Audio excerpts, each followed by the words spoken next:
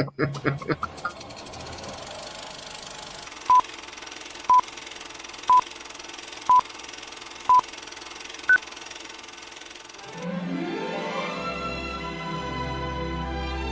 time to start Dishin Days with your hosts, Tony Moore, Michael Mattis, Justin Lee Hareld, and Araceli Aviles. And now, let's dish. Hello, everyone. Happy Sunday. Welcome to Dishin Days, where we're serving up a full dish of this week's episodes of Peacock's exclusive #1 award-winning hit soap opera, Days of Our Lives. If you haven't already, make sure you like us and follow us on all social media platforms. We are Dishin Days Show on Facebook and Dishin Days on Instagram, Twitter, X, and Threads. Also, if you are watching us on our YouTube channel, what are you waiting for? Go ahead and subscribe and hit the bell notification. That way you'll never miss when we're going live or when we've uploaded a brand new video for you. Speaking of videos, if you want to join our exclusive members only page, you can join now by hitting the join button on our YouTube channel to get exclusive content. Some brought to you by our very own hosts, such as Ms. Araceli Aviles, who gives you Tia Says. Our cool auntie gives our Salemites some good old-fashioned advice that's probably needed, but maybe not welcomed. We also have Justin Lee Hareld, who's giving you a deep dive into all things Days of Our Lives with Those Were the Days Extended. So make sure you check that out on our exclusive members only page. And if you can't watch us live and need to take us on that long walk, or if you're stuck in traffic, or if you're traveling because it is the summer, make sure you find us on your favorite podcast station. We're on Apple Podcasts, Spotify, and iHeartRadio. Where you can't find us is Google Podcasts, because it no longer exists. Make sure you search Dishin Days and take us along with you, so that way you'll never miss all the stunt shows and shenanigans that are happening in Salem. And while you're searching for us, why don't you show some love to our former co-host and my chocolate twin, Mr. James Lott Jr., who is serving up a couple of forks, knives, and spoons of his own. Check out his recaps on Bold and the Beautiful, Young and the Restless, and Bold and the Beautiful. Wait, did I say that already? Yeah, you did. General Hospital. That's the other one I was missing. Along with some, this was going so well until that. Along with some original audio dramas brought to you by Mr. James Lott Jr. So check him out, JLJ Media on YouTube and where all podcasts can be found. All right, y'all. Well, we would normally say like, oh, what did we think of Days and things like that? But I think we're going to skip that and go right into the show. Actually, we should do this part, because we're just going to get into it. Mm-hmm. We got things to do today. We got a lot of things to do today, people, because now it's time to start. 1, 2, 3. Dishin Days. I mean, it was close. One day soon. All right, y'all, let's start with our very top storyline, which is Wedded Bliss. And of course, we can't talk about the wedding heard around Salem without the grooms themselves. Ladies and gentlemen, please help me welcome, you know him as Paul Narita, and also Andrew Donovan. It's Colton Little and Christopher Sean, everybody. Yay! Although that, when I was doing that intro, I thought, well, who took whose name? Yeah, is it Andrew Narita now? Is it like Narita Donovan? Is it Donovan Narita? Like, what happened? It's we changed our last names to Hottie 1, Hottie 2. Just really like nail in the brand, you know. Yeah. I think that is very acceptable, of course. Well, thank you guys so much for joining us. We were very happy to see the wedding of Andrew and Paul, but also a wedding that had no interruptions, no shenanigans, no reveals, just two people in love in wedded bliss. So congratulations on that, because we all know Salem weddings can go left. I was thinking this week, I was like, it was lovely. It was, not extravagant, but still, didn't need to be extravagant. But I was like, something's missing from this wedding. What is it? And that's exactly it. There was no drama. There was no interruption. There was no surprise guest that was dropping a bombshell, like someone wasn't pregnant with one of y'all's babies or something. So, but it didn't need it. It was just, we had some joy after a couple weeks of not so much joy. So it was lovely, yeah. But that's what was missing, the usual drama. So congratulations on being one of the quietest Salem weddings in our history, in the 6-year history. Successful, yeah. Thank you. How much did when you made your return as Paul and Andrew, like how much did you all know about the storyline and where they were going to take it? Because we know usually Dave doesn't give too much information, but how much information did you know about this return to Salem? Which one is one of you? Which one is one of us? Somebody's asking which one's which. Colton, you go first. Yeah. Christopher's Hottie 1, and I'm Hottie 2. No, I play Andrew Donovan. My name is Colton Little, and lovely Christopher Sean over there plays Paul Narita, my husband. Yeah, I guess like to answer your question, I think we were told that we were getting married. We didn't know until we got the scripts. We didn't know like what kind of wedding it was going to be, if there was going to be any drama. Me being the messy person I am, I wanted a little something. And then when I read Chandler Massey was going to be there, I was like, ooh, maybe something like a little salt and pepper, added to the equation. But I think it was also just lovely coming off because we filmed this and the funeral, weeks apart. And I think coming off of that, the mood around the studio and behind the scenes was somber and also just very, reverent and trying to keep Drake's spirit alive and also honor his legacy on the show. And so I think that, like Marlena says in the episodes around the funeral, like we need joy, we need happiness, we need a celebration of love, which is what John and Marlena represent. And so I think that was the intention of the writers, was to bring joy and bring that back to Salem and kind of be like, this show gets crazy sometimes and a lot of ups and downs happen, but at the core of the show, it's about love and it's about family. And I think that's what the wedding provided. And yeah. True. Christopher Sean? I don't remember the question. I'm so sorry. No, it's fine. It's fine. You've been traveling, and yes. we're just grateful that you were able to join us today, because we couldn't talk about the wedding without the other half. How much did they tell you about the storyline when you came back to Days this round? Yeah, they were kind enough to give me like a kind of a whole insight as to what the run was going to be. So I had a strong understanding, and I'm lucky that I get to work with amazing talent in the show, but also get partnered with amazing talent like Colton. Yeah. He really kept it professional. He kept it lovely, and really, I think the wedding went off without a hitch, because we really did need that love after John passing. It's always never nice to talk about that, but it is one of those experiences where I'm glad it happened, because all of us got to mourn. But again, the wedding was beautiful. The Japanese tradition was wonderful. Being in Japan now, it's lovely that we got to apply a little bit of my history into this wedding with the Donovan family. Yeah. Now, did you all have any input into like what the wedding would be like? Because I remember when we were talking with Lamone and Sal about Eli and Lonnie's wedding, they mentioned how like they kind of like worked together to make their wedding very special and with traditions and things like that. Did you all have any input into Paul and Andrew's wedding, or was it all just the writers? I'll just say this.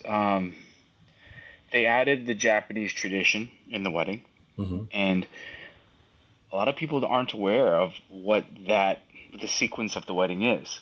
So on the day, we were like, actually, we need to change a couple of things. So Oh. we were changing production around a little bit on the day, and they were really kind enough to accommodate, just to not to insult the Japanese culture. And that's how wonderful Days of Our Lives is. They're so, even though they're on such a tight budget and time restraints, they were still willing to accommodate, which is wonderful. And they made it as close to perfect as it could be. Yeah. And there was, it was actually longer. It's funny. When I was watching it, I was like, I remember it was ages ago, but I remember recording more of that. And then I just glanced back. I have my script here, and I just glanced back, and we did like the big cup, little cup, big cup, medium cup, small cup. And, you know, I think they cut it down obviously for time sake, but it was cool because Belle had a chance to do one of the cups as well. And then who was the other one? Carrie.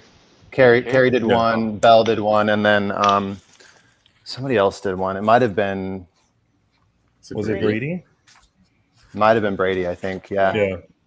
But anyway, so it was sweet because it was like we got to do that in real life and take the time and like Christopher said, actually get it right, because like he was very specific about it, and you know, you don't want to do something halfway. So that was kind of important, I believe, for sure. Yeah. I was a diva on set. All right. I was upset. I was very upset. I didn't say that. You said it. Guys, what was the vibe like on set when you guys were filming, especially since you were surrounded by so many vets? Was it like a homecoming for everybody? Was everyone in joyous mood? Were people like catching up with each other? What was the vibe when you were filming it? I was pestering Charles Shaughnessy like it was my job, but also trying to like be really cool about it. Yeah. I think like the mood again, like we were kind of saying earlier, it was a little bit somber still because we were all still in that real life zone of grieving. But there was also, it's just nice whenever you can get a lot of characters who, like, I don't interact with a lot of different characters on the show. So getting to actually sit down and like be in the same room as all of these people, and like Chandler Massey, new best friend. I was instantly like, how long are you in town? Let's grab a drink. Like, you're my new favorite person. Like, so that was the mood for me. I know personally was a lot of stress because there was, I think, 40 pages we filmed that day, like that I had dialogue in, which is my record on the show. And then there was just like, so I was excited, but I was also in work mode because I was also very aware that this was such an important episode and I wanted to be on my A game. And like Christopher always, like ever since I first got on the show, Christopher was like, show up, do your job, do it well. And like, this show doesn't have time for people who play around. And I've taken that to heart. And it's something that I've sort of lived with ever since I've joined the show. And so it was a big work day, and we both knew that, and we were both very focused. So there was a lot of focus, but there was still a lot of like fraternization, and also while remaining in that place of honoring, you know, the heaviness of the moment we were all in. Yeah. What was the first thing? Lots of fraternization. What was the first thing you said to Charles Shaughnessy? I truly tried to be like, I tried to act like I was like, oh yeah, just like he's another actor on the set.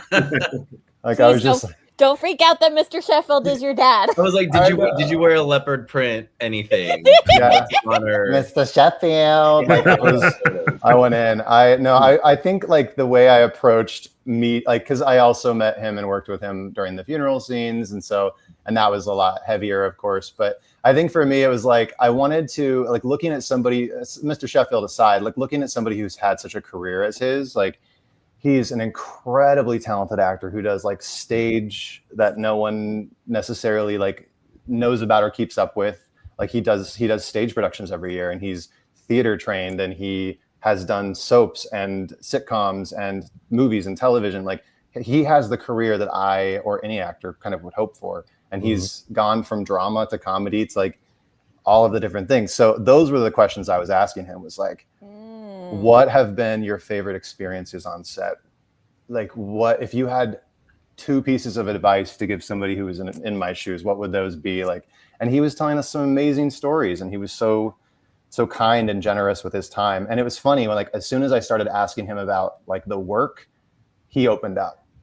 And it's interesting. Like, yeah, you can respect someone for their star quality or their like, who they are on screen. But as soon as you ask like a real actor about the work, that's when you see them light up. Yeah. And that's when we really connected. Oh, I love that. Well, we have questions from fans that we want to have you guys answer too. I'm going to first bring on Brianne from Florida, who has a question for you all. Hi, Brianne. Hi. Hey. Hi. Thank you guys for being here. So I'm Brianne. I'm Eeyore1017 on Instagram. I don't know if you recognize that. But... I know you.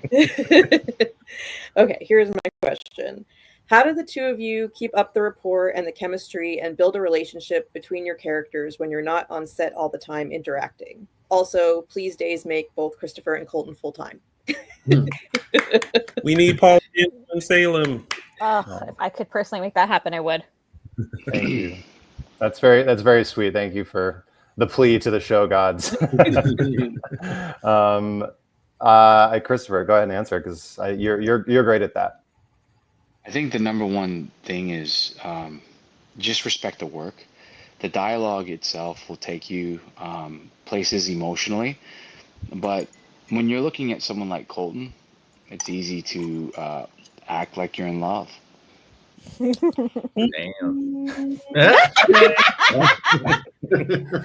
Sounds like crotch shot. Both, Yeah, right. I'm wearing very short shorts. It is That's summer.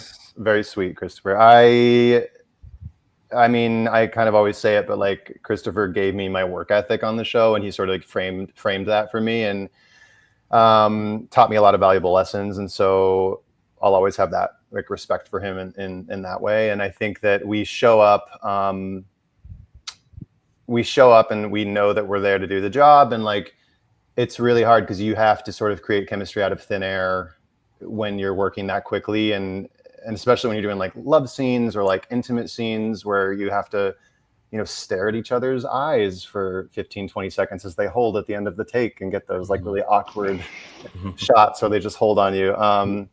But I think that, yeah, there's just like a genuine sort of brotherly, I hate to say it because that sounds kind of weird, like that we're lovers on screen, but there's like a brotherly affection between us. And I think a mutual respect that we both know that we're going to show up and do the work. And yeah. Awesome. Thank you, Brianne, for your you. question all the way from Nice. Florida. Nice Try to not meet to- you in person. Nice to meet you. Bye, Brianne. Hi, Brian. Good to see you, dude. Good to see you. The one thing that I think fans wish, and I know I do, I wish that we saw more of Paul and Andrew's relationship, because like during the wedding there was a lot of recounts of like how Paul and Andrew met and the things that they've been through, but I feel like unlike some of the other couples, a lot of things happened off camera with their relationship. Is there anything that you wish fans could have seen with the relationship between Paul and Andrew? Everything. I mean, if I was on contract on the show, then I think I'd want everyone to see everything that Colton can do. He can run a series of his own. He's a phenomenal actor. He's a gorgeous dude, super fun, funny. I wish they saw more of that.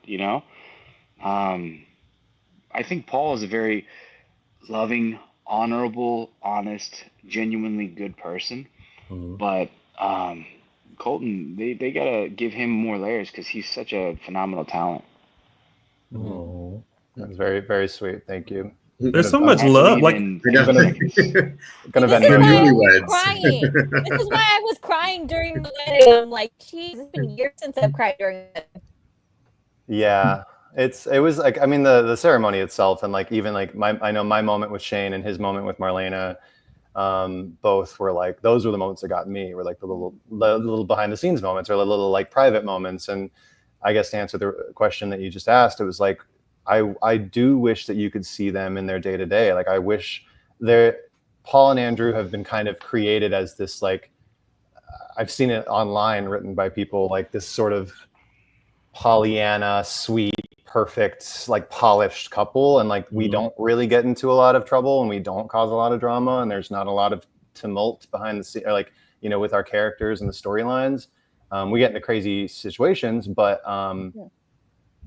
I do wish that the only thing that I wish that people could see is sort of the more real human day-to-day element of maybe what makes a relationship tick outside of, because, you know, we'll talk about like, it's so hard to keep this going when we're on opposite coasts and all of these things, but to actually see us interact in day to day, or like maybe go on more missions, that would be kind of fun.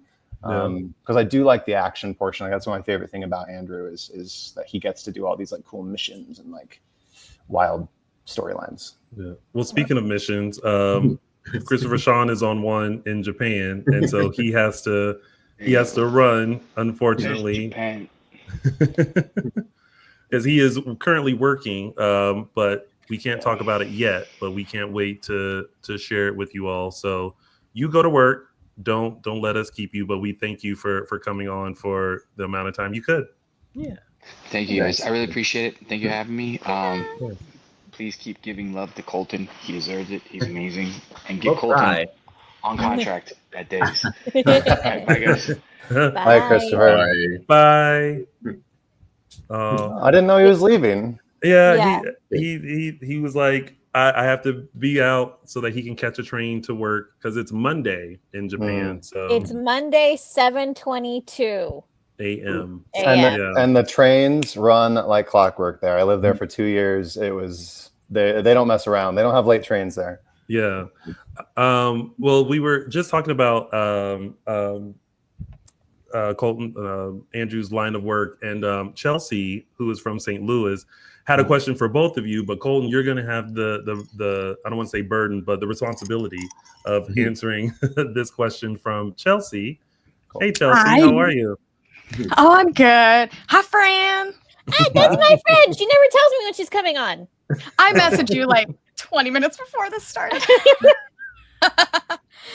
But no, I thought this would be a fun one. Just like paint us a picture of your ideal ISA mission adventure for Paul and Andrew. Yeah. Ooh, that is a good one. I actually am curious what Christopher would say, because I don't know what he would say. I loved being kidnapped. I loved being like tied up and splashed with water. I think like a really crazy, like all the stuff they did with Beyond Salem, where they had like the boat and the like all that stuff, like with the special effects, like all of that kind of stuff would be amazing. I really think I kind of wish they would come back to Salem, honestly. Like I love the idea of them coming back to Salem, maybe like a big murder mystery situation, or maybe like anything with action. And I know that that's kind of just a lame blanket statement, but I really wish that it was less just like, you see the henchmen laying on the floor, and then they were like, we did it. And like, you actually see the action. Because like, that's the fun stuff to film. But unfortunately, because of time and safety measures, we can't do those all the time. But yeah, I mean, more travel, of course, and just like international locations and just like Beyond Salem 2.5. I would love that. Yeah, that'd be cool. Yeah. Thanks for the question, though. Oh, and also like with Dad, I actually would love to see the ISA offices and like how Andrew and Shane interact in like a professional sense, because Andrew's such a goody two shoes in a lot of ways, and he just sort of follows in his dad's footsteps and like tries to be nice. But I would love for him to like butt heads with Shane a little bit. Maybe that'd be fun. That would be interesting to see. Some Teresa antics. Yeah.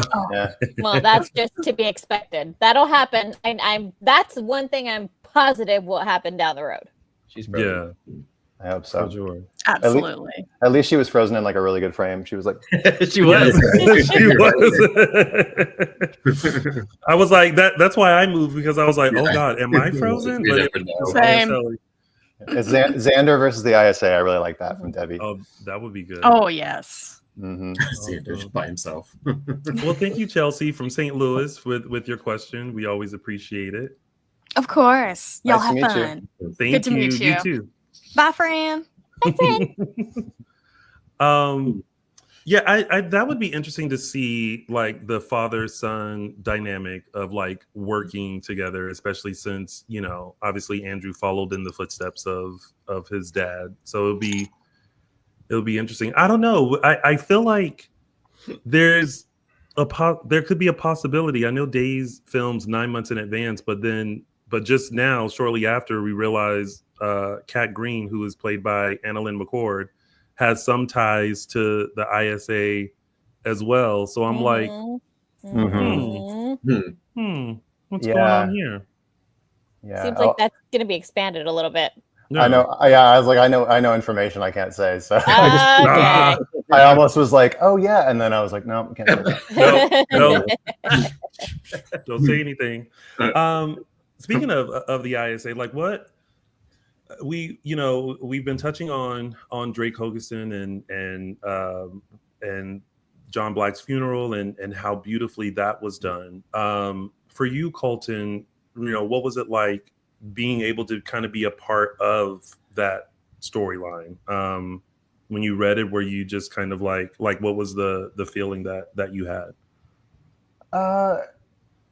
Just like I was kind of floored because, I've said this before, but like I came onto the show for 5 episodes of Beyond Salem 2. Like I had no intention of staying around this long. I was just like, as an actor, just excited to get work. And I got the show and then did the 5 episodes. And then some of my co-workers from Beyond Salem 2 stayed on contract after that. And then I was really bummed because like I didn't get a contract or I didn't get any sort of offer to stay. And I took it to heart because I was like, of course, like, oh, I'm not a good actor. They didn't like my character. The fans didn't react well. Like there were so many thoughts and feelings that came up after that. And then there's so many things behind the scenes that people don't necessarily see why actors or characters don't get brought in. And a lot of it's just scheduling. Like people are on different shows or people, you'll get an email 2 weeks out from filming for Days and they'll be like, hey, by the way, are you free these dates? And if you're not free or you have a family vacation planned or whatever it is, you can't do it. And so, but you also can't hold your schedule open all the time for Days of Our Lives to call. So it's just, it's sort of an impossible equation to solve every time they reach out. And I think that staying around this long, I'm so honored and I'm grateful. And when I was asked to do like the Dick Van Dyke episodes, I was gagged.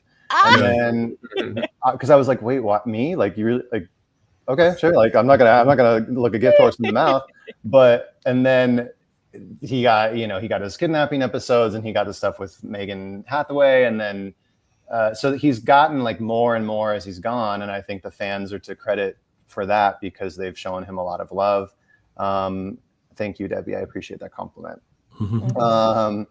And then to get to be a part of the Drake storyline as well with the funeral, like I had a very limited interaction with Drake. I worked with him a handful of times and I've had like 1 or 2 scenes just with him. And he is everything that everyone's always said about him and just behind the scenes and everything. He'll sit there and he'll talk your ear off in the nicest, most loving fatherly way. And he just is so generous with his time and energy. So to be able to honor him, I was just sit there and watch people like give their speeches and share their memories of him as the characters, but also you could tell that there was something underneath with all of it.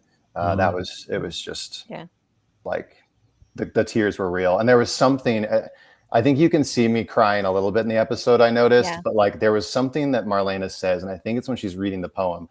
I had just I went through a breakup after 5 years with someone right before we filmed all that, like within like a few months. And she said something so beautiful in the poem she was reading. And it hit me so personally of like love, like the way that love interacts with all of us and the way that like love has this pull on all of us. And when she said it, I remember that was the thing that broke me because I was watching Deidre get up there giving this amazing performance. And she said this thing and I was just like, oh, like right now I've been thinking about it. I get kind of like, whew.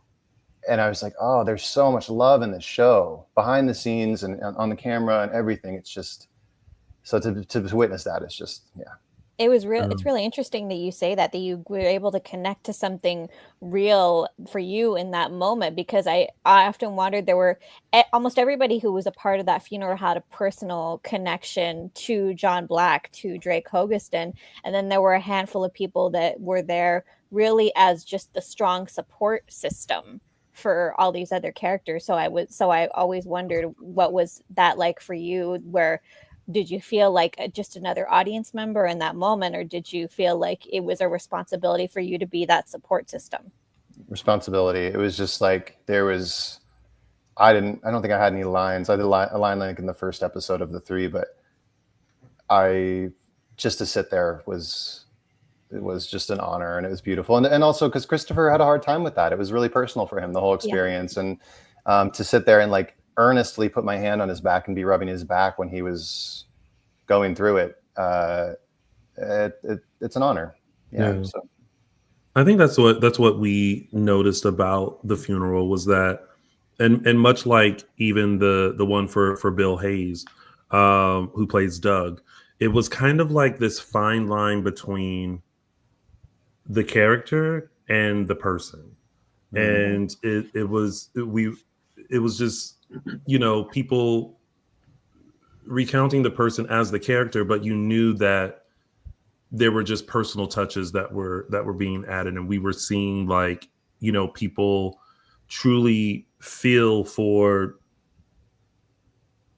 the person, but also remembering, okay, this is the show part of it, So the past couple of weeks, like the anticipation of what we knew was going to happen up until the moments of celebrating him, it was all just it was beautiful. It was really well done. So and I also in the midst of like a writer's change, there was a lot of stuff going on behind the scenes with like, I remember the conversations I was hearing were Robin Hood stash, not a new role, just unemployed actor having fun with his facial hair.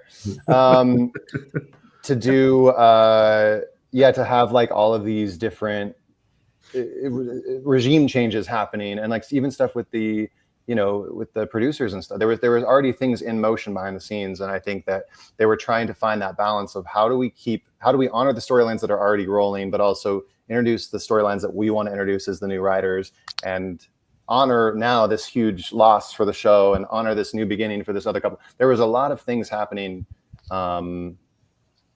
creatively that I mean, they landed the plane so well. Yeah.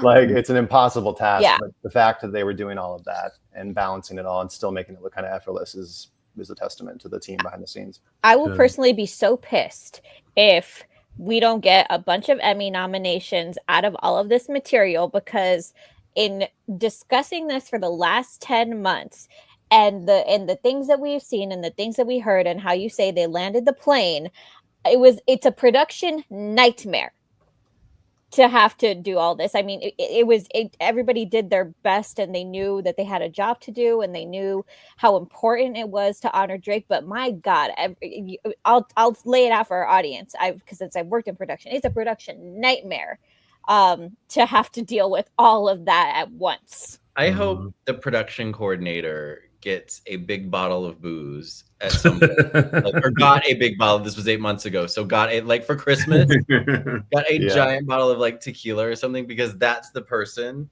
that was probably the one that just had to do what Araceli was describing. Production coordinator. It's in the title. Yeah. Colton, you could play writer for your character, Andrew, for a little while. What kind of like old school soap tropes would you like to see him get into? I want to see outside of the adventure stuff. I want to see like Dark Andrew. I want to see, because like there's this like evil twin. Dad has an evil twin. I would love. I mean, I would take an evil twin in a heartbeat. I think just seeing him. Like I think soaps are so cool because they are sort of they're human emotion to 110%. It's like, and they have to, because they have to play the whole idea was they would sell soap commercials during soaps. Like that was the idea. Like they're on in the background as you're during the daytime when you're at home and you're doing other things. And so I Andrew, like I've said, is a bit vanilla sometimes, and he's sweet and all these things, but he's also killed people. Like he's admitted on the show that he's killed people before. He like alluded to it and then kind of dodged the question. But I would love to see some of that, like that deep, dark ISA training, some psychological terrorism being put on him and his family. And I think that like now, especially with the wedding and having the thing with this whole idea of him having something that would be so important for him to lose with Paul, there's a reason that in real life, a lot of people who work in the military and secret agencies and like these government agencies keep an arm's length between them and a personal life, or keep things separate because it hurts so much to open up your heart to something and then have it ripped away from you. And so I think that there's so much there to explore. I would love to see him sort of go through it. Maybe Paul goes missing, or Paul gets kidnapped or something like that, or his parents, something really intense happens with his parents or his sisters. Like there's so much you can explore. And I know that Shane and Kim on the show are so beloved for many, many decades now. And it's like, that'd be fun, you know? Yeah. Someone posted recently like about the cake. Well, we'll get to that. I was about to ask about that. well, since you brought it up, can we talk about the cake? Now, I don't know. Listen, we love sweet bits, and we thought that because leading up to that, they even mentioned it. Like Chanel was like, I got to go back to sweet bits and start working on Paul and Andrew's cake and da. And then we saw the cake and we were like, that's the cake topper. It's like, well, girl, where the rest of it? Like this is it. And I mean, listen, this is no shade, because we love we love the production designers over there. We know that it's always on a tight schedule and things. Talk about an impossible job. Right, but at the same time, we also give a lot of kudos to because we pay attention to the food, random things. Yes. So we pay attention to the food. When they are sitting in the Brady Pub or they at the bistro, we're like, where did they get that from? Because that meal looks good. Now we looking at this cake like, baby, you missing a tier or two from it. Like who was in charge of who picked German chocolate? I'm like, now, I don't mind the German chocolate of it. But not at a wedding. Like, not Camilla saying Chanel used AI to make that cake. GPT. She who has done catering. She who has done catering for productions before, feels free to criticize that cake. Because do you know what I could have done? And I could have gone to the local bakery and gotten two and put them together, and I could have spread the frosting to make it look like one larger one. Like, do you know where were you? I don't know. I don't know. She's at Riverside. She couldn't make it out that day. They should have put you on cake duty. See, I feel like if they had hired DJ Terrence, as they should have, for this wedding, I would have got to set and been like, where the rest of this cake at? Well, I think it's maybe because gay rights are being stripped away, LGBTQ plus rights are being stripped away in this country. So they're like, oh, they get part of the cake. Yeah, part. Like, either. If anything, you get a bigger cake. True. That I would hope, at least to wash down the pain.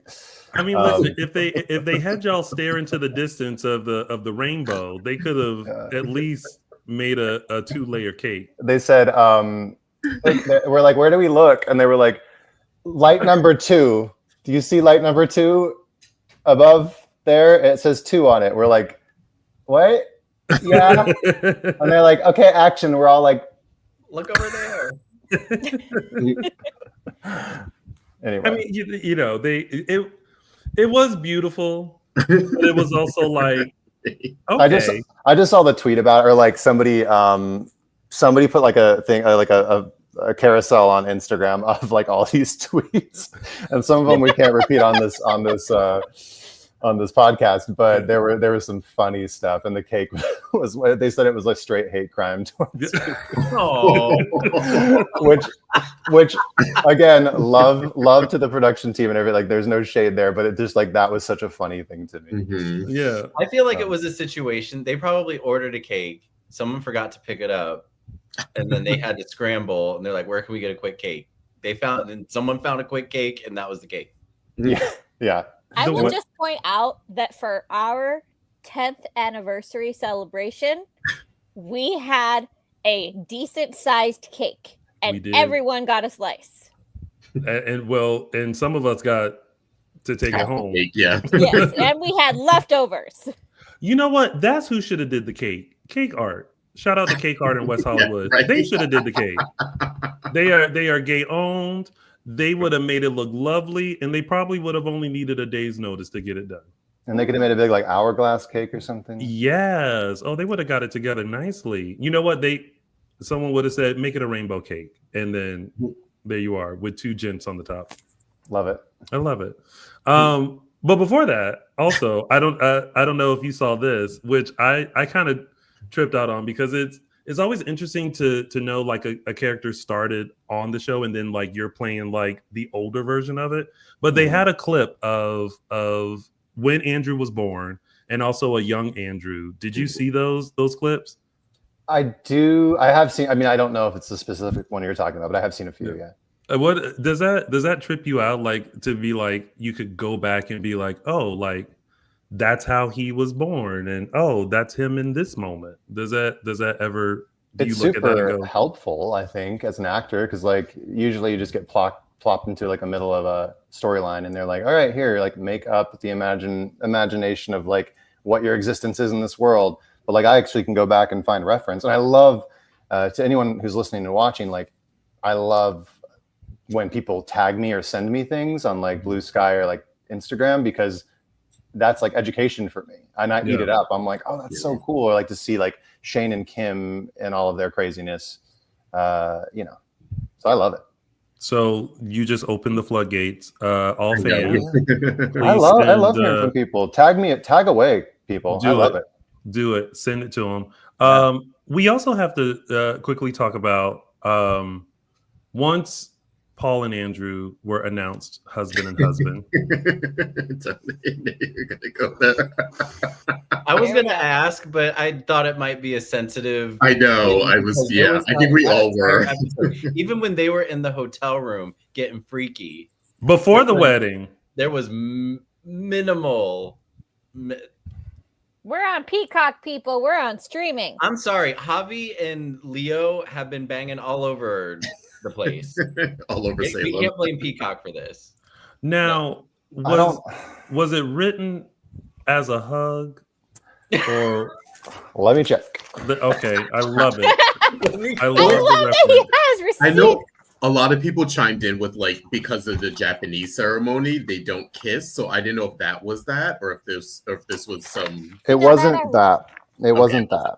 Okay. See, now that I would have respected. I know what it was in real life. Out of respect to the parties involved, I can't say. Yeah. Maybe slip as we this topic, so we don't get anyone in trouble. Yeah. Okay, Eric. By the authority invested in me, I now pronounce you married. Take Paul, then Andrew, beaming as they fold into a kiss, and everyone applauds. Okay, got it. Thank you. I think we can infer from there. Yeah. Yeah, there are a lot of things that go on behind the scenes, and I think when we didn't kiss, I personally was like, oh, okay.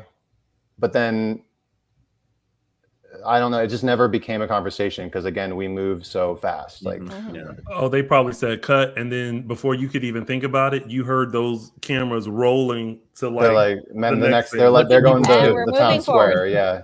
Mm-hmm. Yeah. Because I know there were conversations about that as well, and I mean, it was a lovely embrace. It felt loving. It felt very like we did it, which is amazing. We did You know, we were just, I mean, you know, especially when we saw, although there was a moment when Andrew and Paul were in the hotel room together, I was like, wait, y'all ain't supposed to see each other. I was like, well, I don't know who's the bride, because that would be my role. But I was like, y'all are not supposed to see each other the day of the wedding. Oh, that's right. Yeah, there's a whole tradition. Does anybody Yeah. follow that anymore, though? I don't know if the gays do that. I didn't though. when I got married. Oh, you did? I don't know. We did not know. Yeah, I don't think Yeah, gays I do don't We were think together the anybody whole does. day. I don't think anybody does anymore, unless you're like unless it's like a big production. I think like when my friends get married, it's more like they don't see each other more because of the production aspect of the wedding, not necessarily we can't see each other. Yeah. Well, if I get married, I want, like, don't come see me. Like, I want to be getting dressed. You're gonna be in hair and makeup for hours. I'll be at the bar. I mean, I only Cinched into need the dress. I only need a cute little touched up. I do need to probably be cinched because we will. No have shade, no shade. Just like, you know, it's No, just yeah. like Oh, no. dramatic effect. Yeah, I want the body to be bodying, because there's definitely going to be soul food at the reception. So I want to look snatched before I turn into Sherman Clump.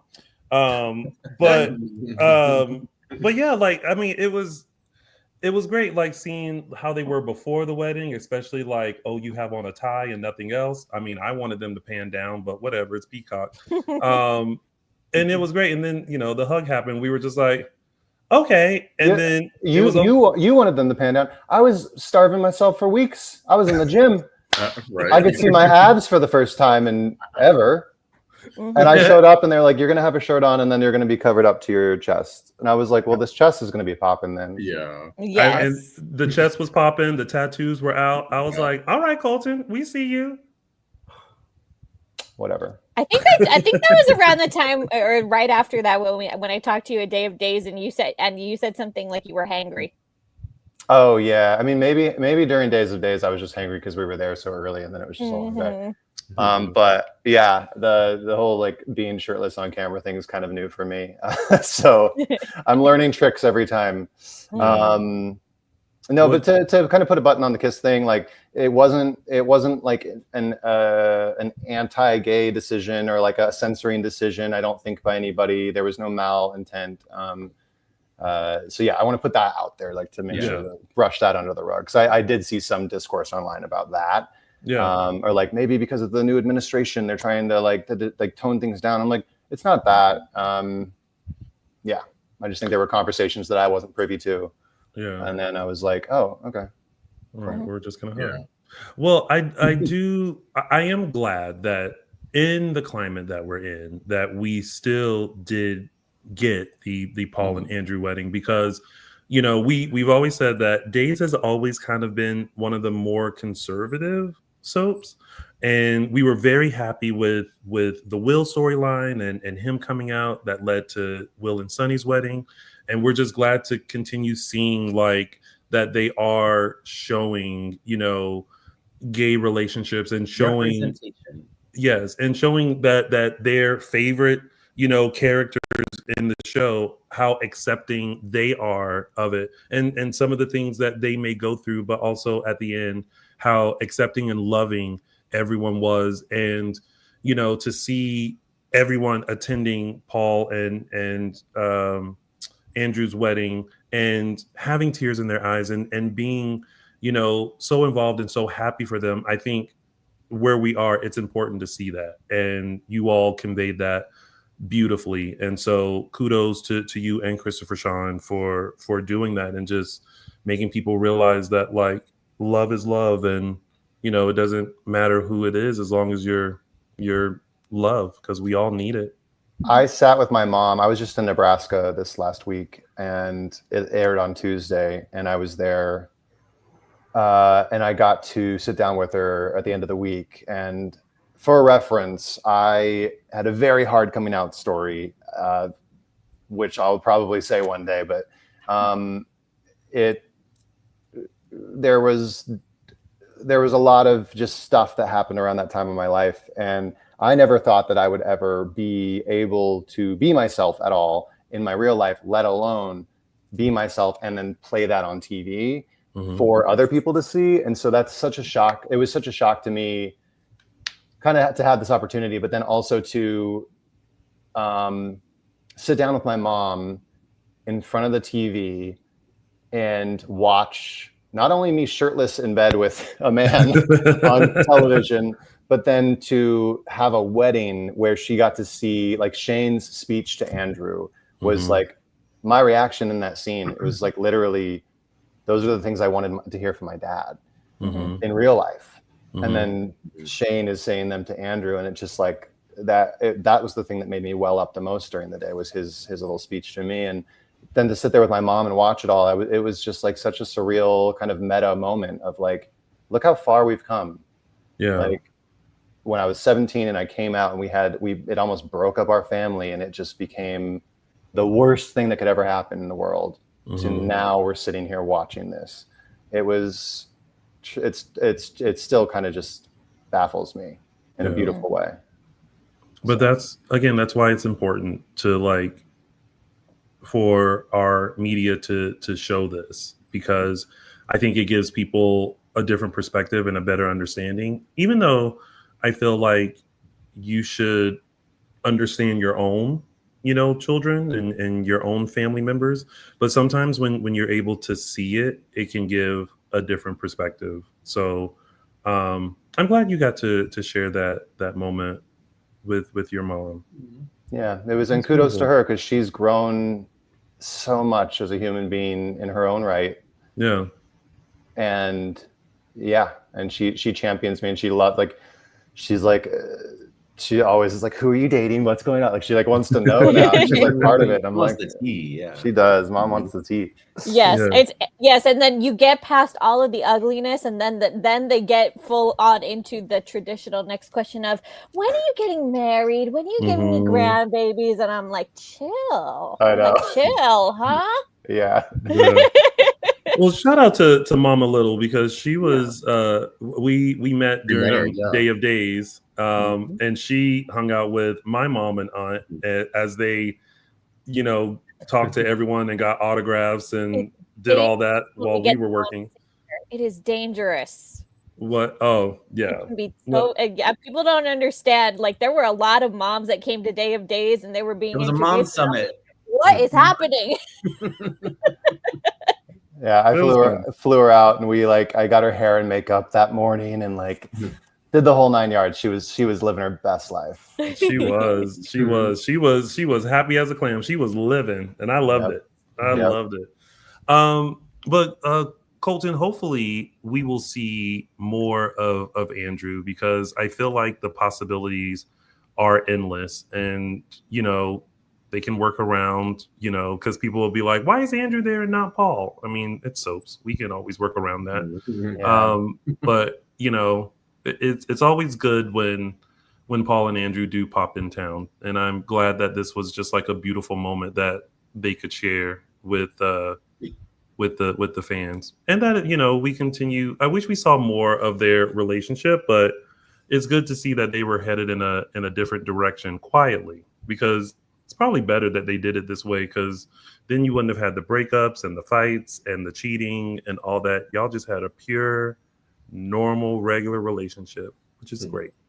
Yeah, sometimes you need that. You need a little bit of, you need the light, and then you need the dark, and you need all of it. So I don't think you understand. You're probably the calmest LGBTQ couple on the show, because the others have had threesomes, and there was a triangle with a brother and a sister, and then there was the Will and Sunny had the baby mama, and there was 3 parents. It was a whole thing. So you're like quiet couple. I think that's like something that I've said this before as well, but like Andrew and Paul, like the rainbow represents the diaspora of the LGBTQIA plus community. And I think that it's a rainbow for a reason, because there's so many different colors and spectrums that are within that. And I think that you do need healthy, positive representations of what like a gay couple can be. And I think that's what they are. And I do love that. So as much as I would love a little bit of like a crazy cheating storyline or like some little spice, I'll represent the nice guys for now. Fine. We'll take it. Well, Colton, thank you so much for coming on and talking about the beautiful wedding of Paul and Andrew. As Christopher Sean said, you are an amazing talent, and you really gave your heart to the character of Andrew, and we really hope that the new regime wakes up and realizes that Andrew can do so much more in Salem, and with the ISA or Black Patch, whoever they want to put you with. But we hope that we see more of you in Salem. Thank you. There have been conversations. I'll leave you with that. We love conversations. We love a chat. But I want to say thank you to all of you, because you four I really, really love, and seeing you guys at Days of Days was my friends are here. Thank God. And you guys, and this is not a small feat to have a successful podcast like this that you put out weekly, and you have such a positive, wonderful fan base. So thank you guys, and I really appreciate this opportunity. Of course, sure.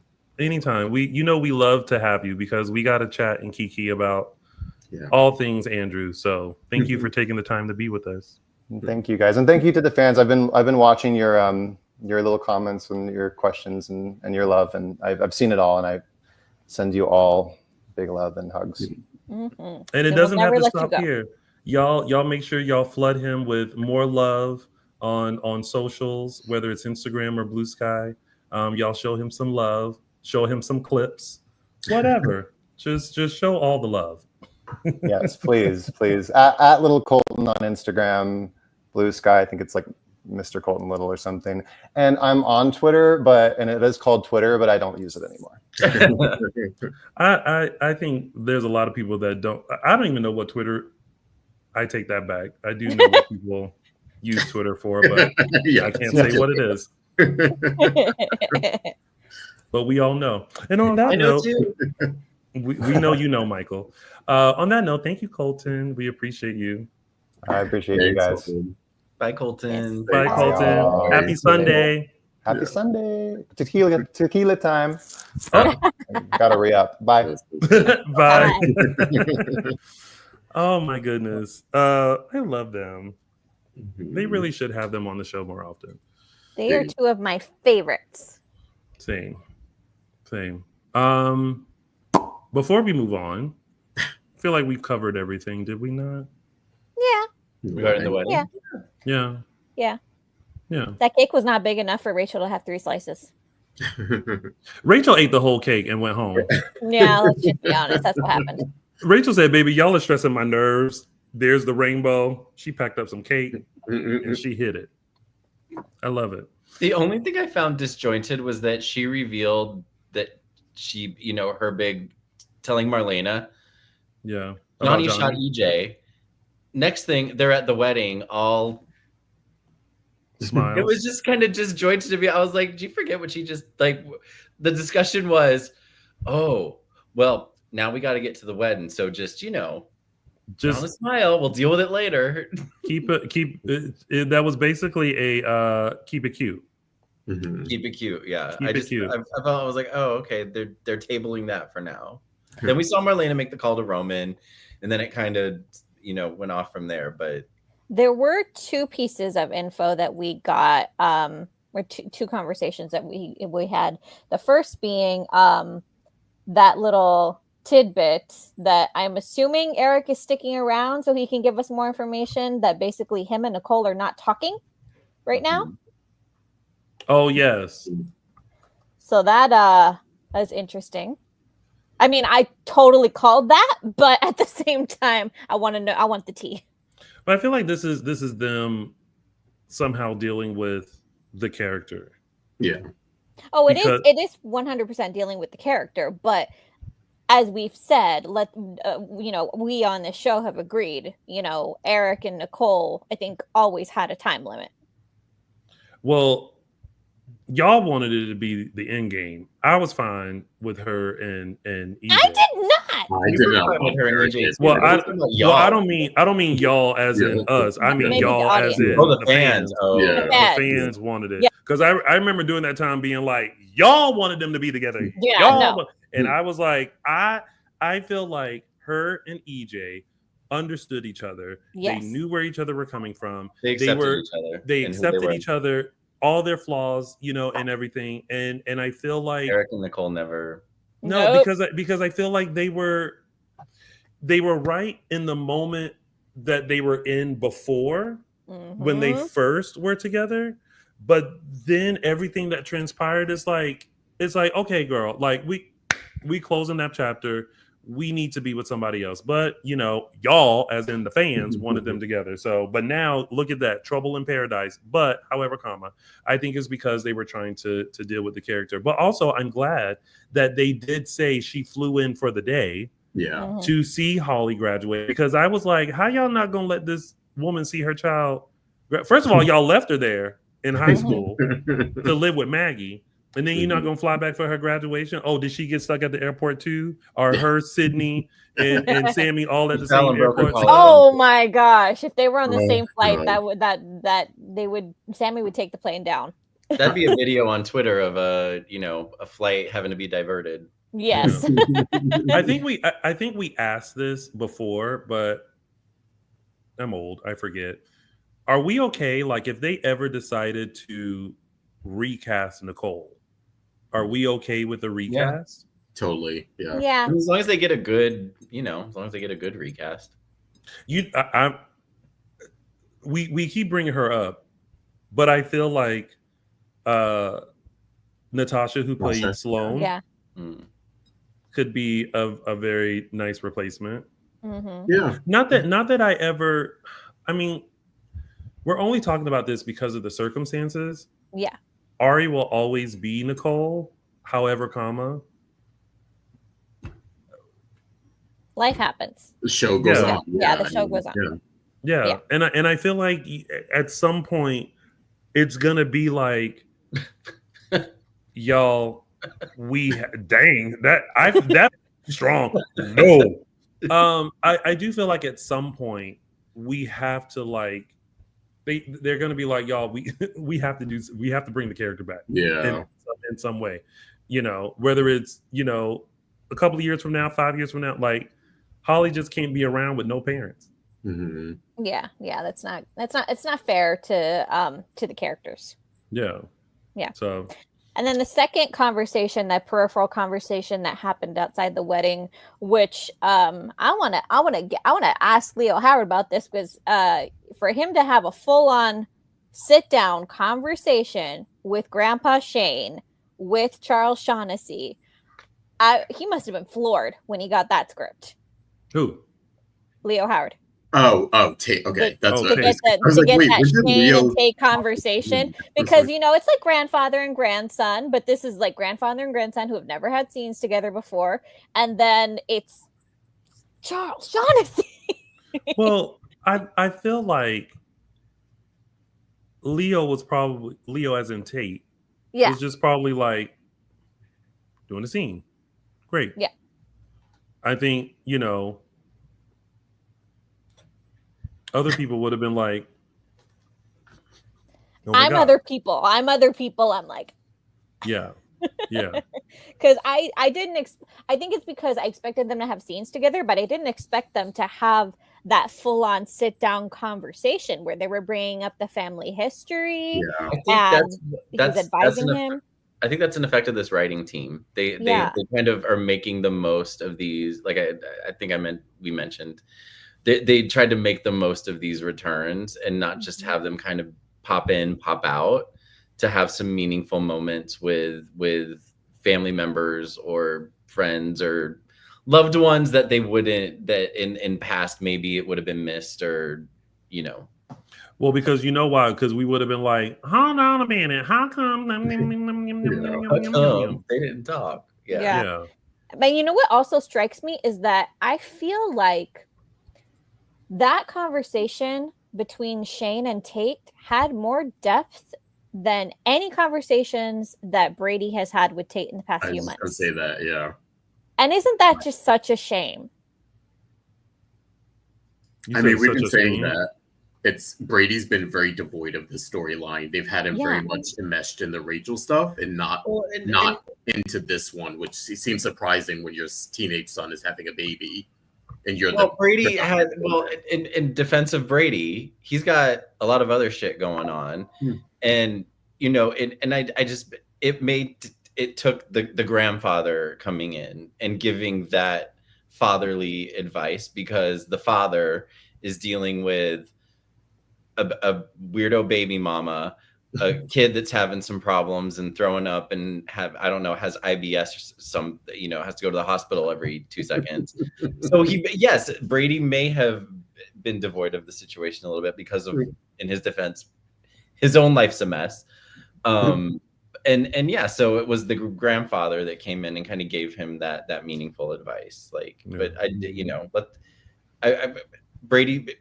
Brady could be a better father to Tate. Could have been a better but in his defense, he's got some other shit going on. The other kid's having problems, and don't forget, they were threatening to take Rachel away. The CPS people were threatening to take Rachel away, all while Tate was going through his stuff. So I mean, at this point, take her. What? Rachel's always an issue. Yeah. At this point, just take her. Take her. Take her. Bye. Think you can do better? Okay. Bye, little girl. Bye. She'll make them give her back in like 48 hours. They show. Oh my gosh. Yeah. Okay, you can have her back. They'll be like, here you go. I don't know where she came from, but take her back. We see why she is the way that she is. Take it back, This is true. This is true. All right. Well, now let's move on to our next storyline, which we are cracking the case of who shot EJ. I love the fact that this whole time EJ really thought Johnny did it. And then Johnny was like, wait. Right. But you're tripping. A lot of people thought he did it for very long. I'm glad they stopped that this week. And he had such a I felt that relief from EJ being like, oh my God. And meanwhile, I'm sitting there like, girl, you were there. So I'm sticking to it. And it's and I told y'all, it's never the person who you think it is. But I feel like they're going to play this whole Johnny thing out for quite some time. But we keep getting little more tidbits on what happened. So it's like, now we know that they argued. EJ convinced Johnny to give him the gun. Yeah. He gave EJ the gun. And then he left. Now we're trying to figure out, how did somebody get the gun, shoot?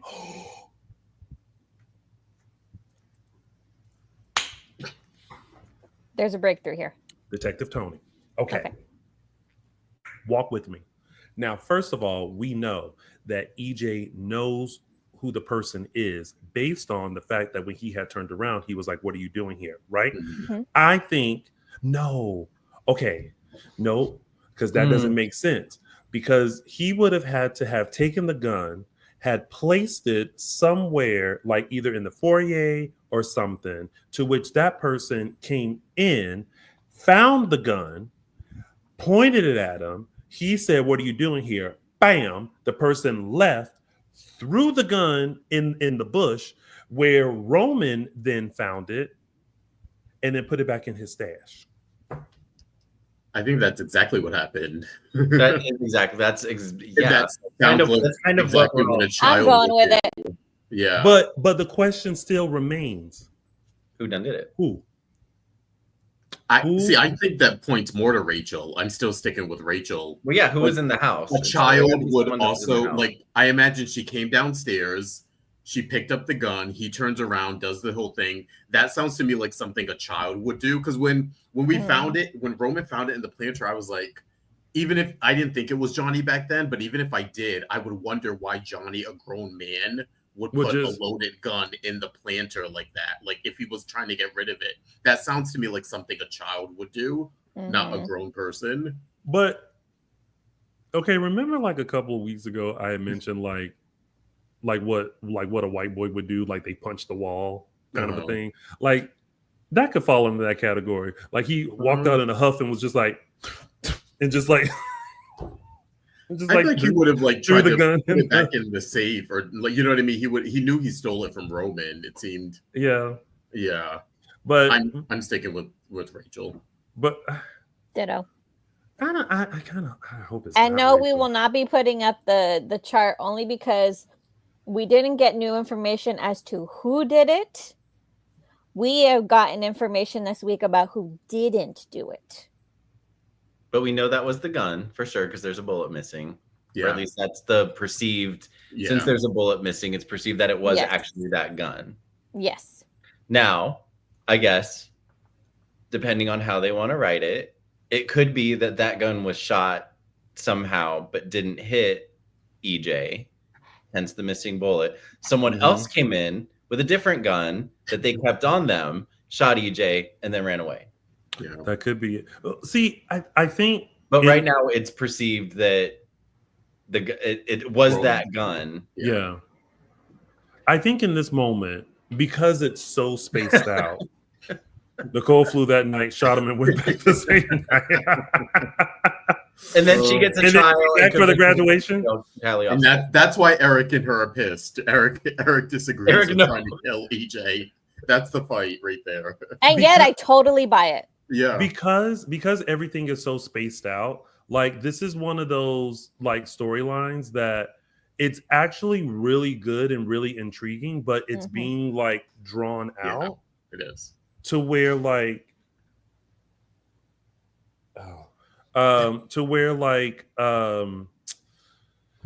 it's hard to like stay captivated into it because it's so like, you know, just like dashed in, you know, whereas if it was like a continuous, like every day of like a whodunit sort of a thing, then it would be more interesting, I think. It would be more interesting. Oh, hey, Starstruck fan events. Oh yeah, they've How you been doing? Paul and them have been in here. Oh, okay. Hey, Paul and Key. Yeah. Yes. To answer your question, that is a possibility. Yes. What bugs me is that there comes a point in a storyline like this. You need to tell the viewers who did it at some point. And now they will. It's just not this point. Can I finish? You can. No, at some point you want to drag these whodunit storylines out for months and months and wait till the very end to tell the viewers who did it, how, and why. Tell the viewers in the middle of it. So then the second part of the story is the viewers watching how the killer covers it up, how they get out, or shooter, excuse me, how the shooter like gets out of it, around it. That makes it a little more compelling than just getting all of months and months of all of this sprinkling, and then at the very end, everything comes out. That's how they did the who shot or killed Kristen when it wasn't really Kristen. It was like months and months and months.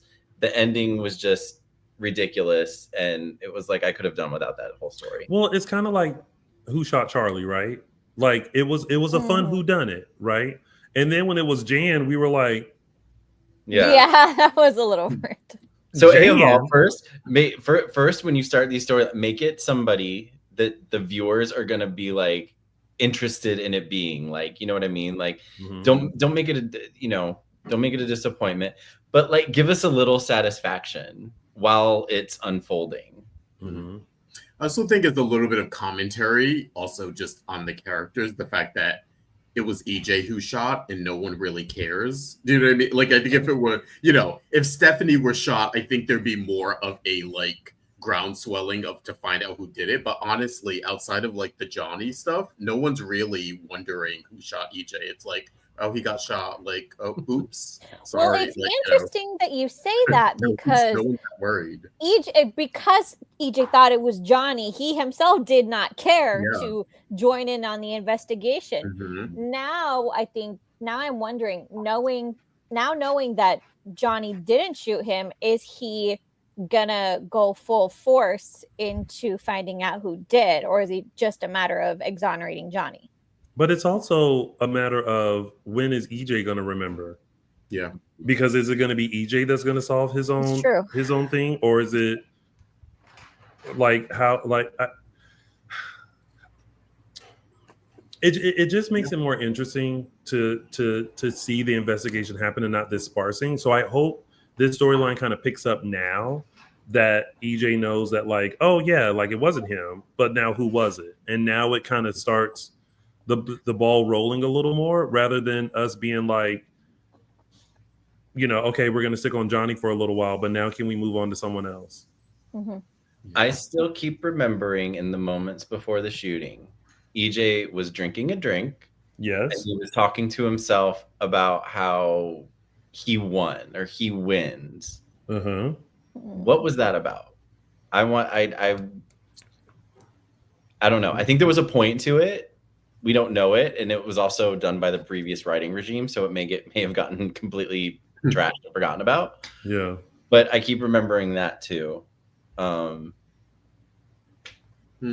just if that's really, you know, how that's if that's going to play into the outcome. It just seems like the only thing that has been played, well, two things have been played repeatedly. The memory stick, which makes him think, oh, that's why he did it, because Johnny came in with a gun, but we forget that it cuts off because he took the memory stick out. No. And then for a minute they were showing him just being like, what are you doing? So I don't know if anything else before that is as significant, but that's all they keep showing. But I also feel like when they start these, they themselves don't know who the killer is. And it keeps changing. Do you know what I mean? Like I feel like I'd be curious to know that with these, and like with the Jan thing. Like, was it always Jan? Was it supposed to be someone else? And stuff happened, and it couldn't be that person. Why? So they made it Jan. You know we what? know the actors say Really they know. I'm curious if the writers actually. I mean, I would guess they know, even if they don't tell all the actors. I don't think.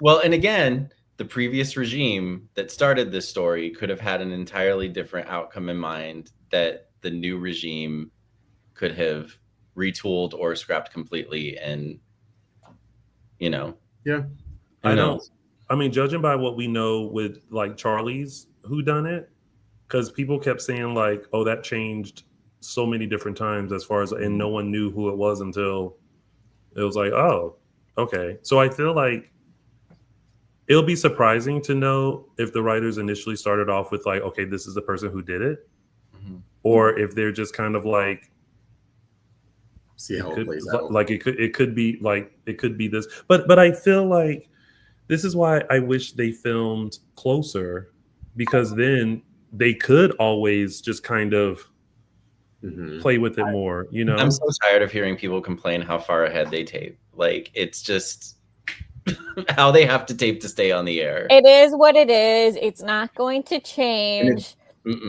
Unless we have another pandemic. That's the only time it's changed in the past 15. Even then, they caught up. They caught up quick. But I think the reason why people complain about it is for like a couple of reasons. One, when you start something, you just kind of have to like keep it going. And so like, if it was a shorter amount of time, like you have to wonder like if certain storylines would have been slightly different if they didn't have to film so far in advance. Also, oh man, there was another one that I thought of that was really good. That, but I mean, there's also benefits to them filming so far in advance too. But it goes back to like when they film so far in advance, you know, it's almost like, why can't you add things later? Like if like one of the things Colton mentioned was like, you know, just kind of being available. Well, if they're not available, like in those 2 weeks you want to film, can't you just film like a month later? I mean, you so far ahead, like we ain't gonna see this until 9 months, so you can just make it work. Yeah. I don't know. Production schedule, how they keep the show afloat. Yeah. I'm just a fan with open arms. Yeah. So, but now Marlena and Roman are involved, and Johnny has been truthful with them, which I'm glad he did, because then it just kind of reveals like, again, like he didn't do it. Yes, he was there, but he didn't, and they argued, but he didn't like shoot them. So, and now even Rafe is involved. I like that the grandparents are taking care of him. Yeah. You know what I mean? I thought they're, and I don't know what would have been the alternative, like, but it was nice to see, Roman and Kate, and then, Roman, Marlena, and then Kate come in and kind of them being united. And there's no like jealousy with Kate about, the moment she walked in with Marlena, because that could have been an easy low hanging, oh, now Kate's jealous, but they didn't do that. And I appreciated that. And they're all kind of united to help Johnny. Yeah. They are old school. They have been through this a few, like I feel like they should have been like, what do we need to do? Like we've done this before, right? Like when we do it with your mother, yes. Well, they had the good sense. They had common sense. They had the good sense to go gather information, get answers, and then confront Johnny in a quiet setting. Unlike Rafe, who I completely agree with EJ on this point. Johnny, what the hell were you thinking? Giving Rafe any type of information? I don't care that he used to be your stepfather. I don't care that he raised you. He is an officer of the law. That's where his loyalties lie. Of course he's going to go spout to Jada what you just told him. Hello, Araceli. It was off the record. Duh. Yeah, right. Idiot. But I get it. Like he's another trusting person. Like Roman and Marlena are. He feels like he can trust Rafe. I think it was Rafe taking it to Jada, who Jada was like, Rafe shouldn't have taken it to Jada. No, because like if he really wanted to protect Johnny, he would have not gone beelined to Jada, by the way. Mm-hmm. And I was like, well, that's kind of shitty. Yes. Because she's gonna do, she warned him. She said if it has anything to do with something illegal like it, that's when it's going back on the record. He should have been like, have a nice day, and walked out. If he actually didn't want something, yeah, exactly. Well, good day. Good day, madam. No, if he truly didn't want trouble to come to Johnny based on what he knew, he wouldn't have gone. He shouldn't have gone to Jada. Yeah, I think he should. I think he came out. I think he is in the right about what is supposed to happen, because ultimately Rafe is a good guy. He loves Johnny. He wants to clear his name. Essentially, it's like, let's get this taken care of before shit gets out of hand. But the thing he doesn't have the information, and that's the problem. Is that he went to Jada with half of the information. He doesn't have the information that Roman and Marlena have and Kate have, where they could have not only offered up Johnny, but they could to go ahead to approach Jada themselves. But they had the information about the gun, about the timing of everything. Brady had the information in as well. So it's like they had all those pieces that actually could have helped to exonerate Johnny once he got to the police station. Rafe didn't have any of that information, so he just offered up Johnny on a silver platter.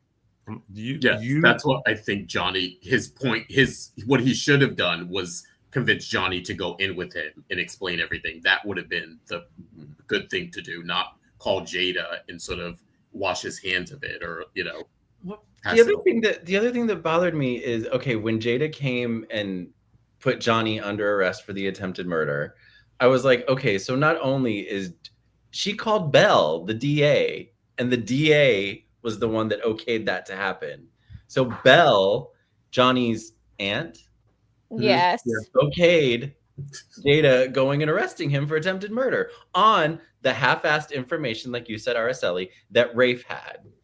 I was like, if I was Johnny, I'd be like, you know what, you all suck. Now that you mentioned that, I'm wondering if I really want to hear Belle's thought processes on this, because Belle has that information too, because she knows that she already knew about the planted camera, and Belle? She knew. Yes, oh no, Jada. No, Belle. What I want to know what Belle's thought processes were, because this is when Jada called her for that with that information. It wasn't the first time that she had heard about the camera. It was the first time she EJ heard about told her. Johnny. EJ already told Belle. They remember they were having that conversation. Another off the record moment. Yeah, and mind you, that was in that moment. I was having a different conversation in my head because I'm like, you guys are having so many off the record conversations about real crimes right now that I don't know how this relationship is going to last, but that's a conversation for another time. She already had that information. She knew about the camera. She knew that it was planned. She doesn't know that EJ found the memory stick. EJ has led her to believe that the memory card is gone. I don't think, though, Johnny being arrested is wrong. He should be arrested. It's whether we know he didn't do it, so it's just working out sort of the red tape. So I think from Jada's standpoint, I don't think she did anything wrong.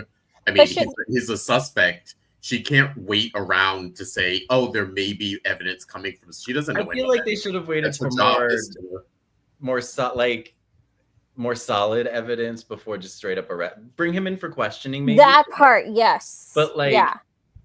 But do you think this is a way to clear him?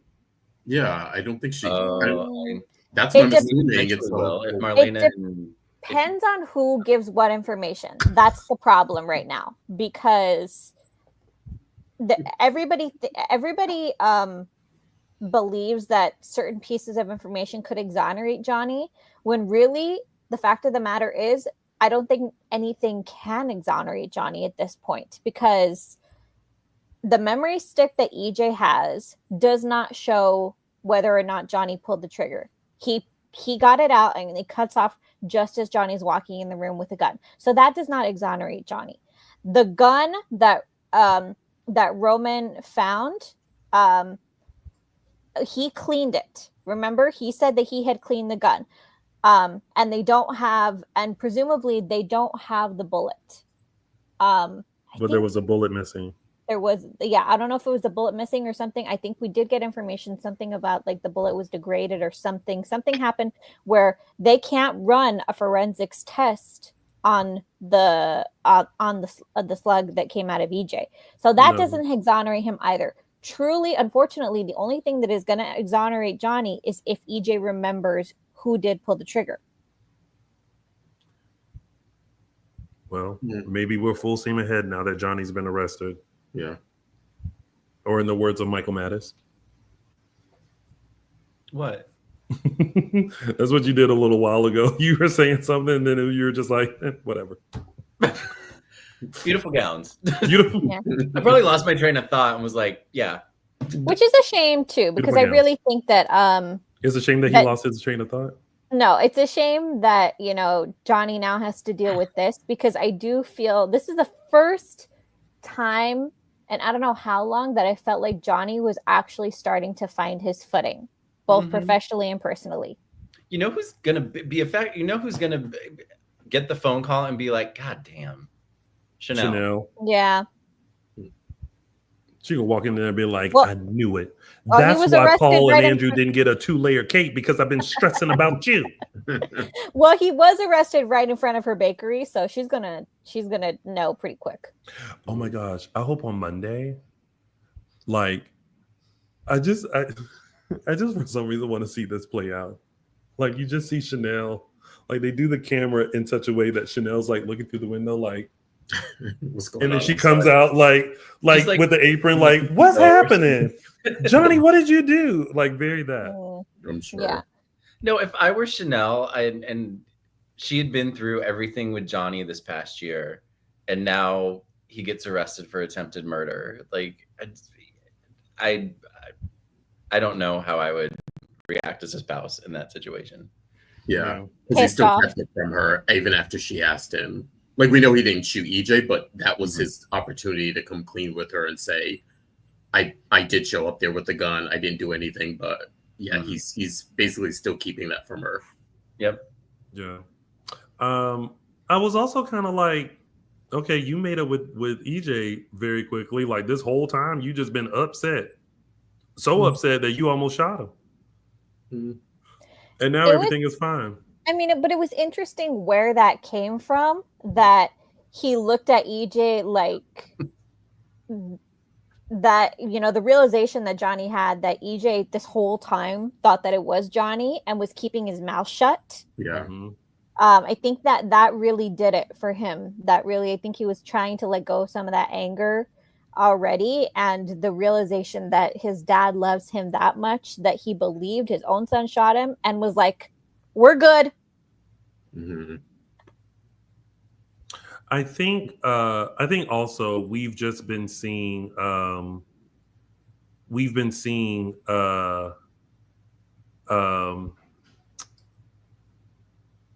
what's it called? Him kind of wanting to forgive, I think. And just holding on to his anger, out of spite, kind of a thing. Yeah. Yeah. So yeah.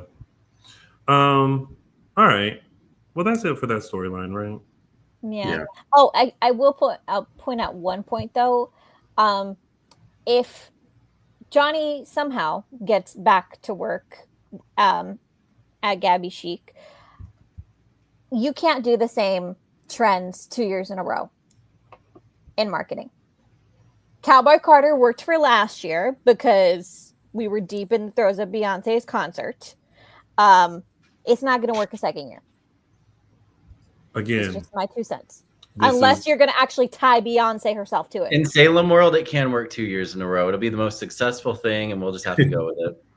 But also, when you're shooting this 9 months ago and you're trying to figure out what could possibly be still popular 9 months later.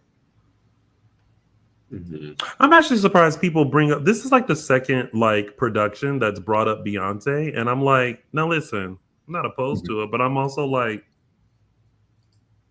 what y'all doing? Y'all got to pay for that? No, they probably didn't have to pay for, the whole Madonna concert in Iceland thing either. Oh, yeah. Just mentioning a public figure, the term Cowboy Carter, no.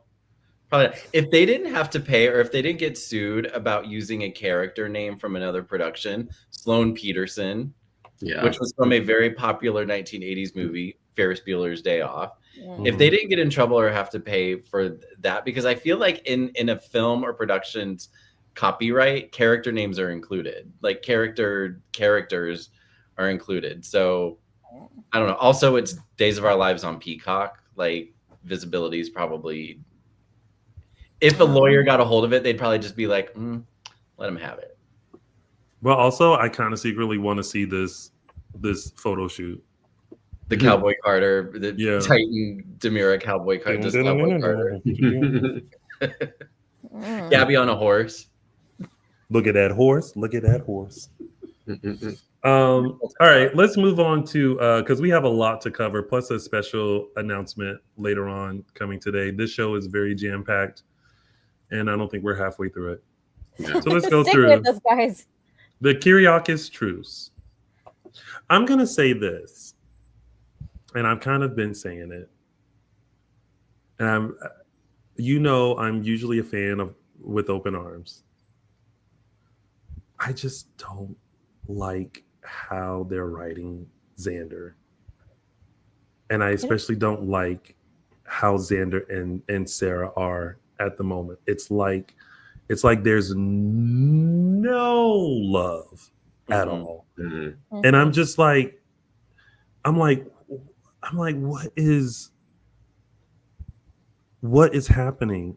And it's like I'm trying to think ahead and be like, all right, I'm just trying to see where they're going with this.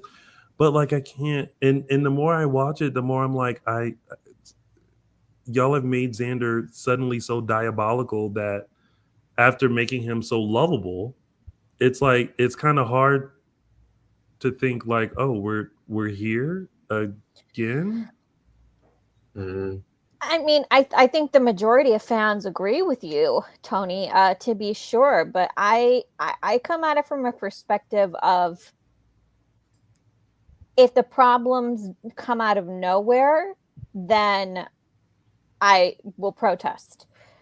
If the problems are already there and said couple just chooses to ignore them or move past them, but then something will happen and they just circle right back around to it, then I find it at least believable. But that's where I'm at with this. That's where I'm at. I buy it because they were suppressing their problems for so long. And when something like that happens and they're like suppressing it and it just all blows up. And so that's like just Araceli said, that's what kind of makes it believable for me. Do I like it? No, I like them together and copacetic.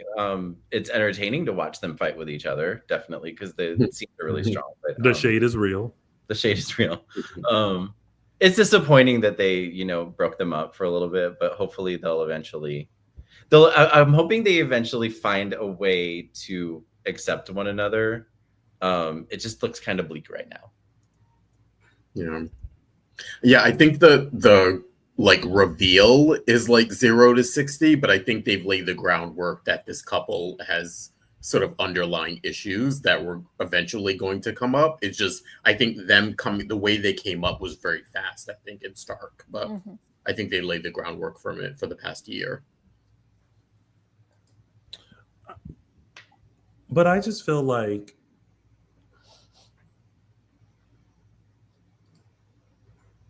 at the point of when they got back together and got married, that all of the situations that they had been through that led them up to that point weren't things that they were suppressing. Well, actually, I think the mom stuff was a preview to all this. What? Oh, Xander's mom. Yeah, and the way he reacted to thinking it was Brady, it was like a little bit of a startup to this of Sarah being confused and not want. He tried to kill 2 people before all this, so it's like she. But I just feel I feel like it's like even going through that Xander learns to grow a little bit. And I think for me, again, because he was okay, think about that. He was willing to go through so many lengths for someone harming Sarah that yes, it would be very hurtful at the fact that she kept this kind of secret from him. And yes, it would be very hurtful that he felt betrayed. But one would think that you've learned from the past of what you could have lost and not had made those same mistakes again. So it's just weird that you grew the character a little bit, but then you brought him back only to be in a situation where I feel like most of us are like, huh? So now there's this, now Philip kind of has an upper hand of like, you get out of line and bitch, I will wreck your world because I'm keeping you safe. Well, it's ironic that you think that, Tony, because you're basing on the assumption that you would think that Xander would have grown, where Sarah pretty much admitted she had no assumptions that was the case. And so she's basically punishing Xander for being exactly who she married. Yeah, but it's I don't know. I feel like it's so muddled because like even when he attempted to shoot Philip beforehand, it just seems like you would put him in those situations where it's like, okay, you got out of it, like bitch, learn, right? Yeah. But yet you then have him get so upset that he goes and beats Philip up, and now he's back in the same position of like, don't tell because I don't want to lose it. It's like how many times within the past couple of years he's almost lost everything, and then he does something again that makes him almost lose everything, especially now after like gaining so much. And now we're going to put everything, including your marriage, at risk. And also in this situation, Philip nor Sarah should have the upper hand on Xander. Xander's the one that got betrayed. Xander was the one that got lied to, yet he's the underdog in this situation, which is weird. I mean, I'm going to give it to Philip a little bit. I mean, I feel like he's all the bruises and the beating he took. I think he's earned the right to have the upper hand right now. Sure, but I'm just saying, in the trajectory of it all, Sarah lied and kept a secret from Xander, but somehow, instead of Xander being hurt by it, she has the upper hand and being like, I knew you were going to do this. I knew you were going to act like this. Now you can't see your daughter. Then you have Philip, who betrayed him and lied and committed fraud, who he beat up, which I still don't get that, who is now saying, I'm going to keep you out of jail. I got the upper hand because I can crack your world and rock it any second I want to. It's like, how is it that the two people that betrayed him have the upper hand in the situation? Because he got violent. I know, but like, and that's in everyone's mind, that's a whole lot worse than like forging a letter or telling a lie and keeping a secret. But he's dangerous now. But it's why what I'm going back to is the why. And this is not like the Salem world. This is our world of like, writers, why? Like, why are we doing it this way? Because it should be this way, but we're going this way. I think they're also in a little bit of a time crunch here, because I think they're starting to set up certain partnerships or certain love interests. I think we all know what's coming down the pipe here, and I think they're trying to get. Yeah, we saw some of it this week. We know who's coming back soon. I think they're trying to set up new people for these people, and they need to get them unmarried as quickly as possible to coincide with all this stuff. Oh, I get what you're saying. That was not even on my radar. I think I'm just too in the moment. We see Sarah with Brady, and then we know who's coming. Yeah, a certain person is coming up in the next couple weeks. Yeah, I don't know. I feel like I'm too in the moment. Like I don't know. I don't care to. Maybe I'm just having some like PTSD from us having to go back and forth and back and forth and back and forth for the last 2 years. Between real life and real life content on the show, that I'm just like squarely in the moment right now. To sum it up, this is a hot mess to me. It is. It was destined to be this storyline, the way everything happened. It was destined to be a hot mess. What I wish they did a good job with Maggie and Victor, and we've drawn parallels between Maggie and Victor and Sarah and Xander. Their relationships, Maggie fell in love with Victor. They got married. They would get into this pattern where Victor would do something shady. Maggie would find out about it. She would read him the riot act, maybe go quiet, move out, always come back. They'd reconcile. And it was just like this pattern they got into. They handled that better. That relationship was handled better than this one, where it wouldn't really, at this point, you can't really see, you hope for a reconciliation, but you just can't see it happening. Whereas with Victor and Maggie, it got to the point where like, okay, Maggie would, Victor would do something and Maggie would get all rah-rah about it. You knew that they would it was never anything but relationship breaking. This is like all on both sides, on Sarah's side and Xander's side.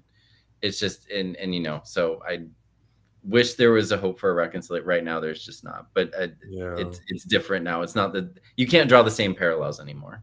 No, it's a hot mess.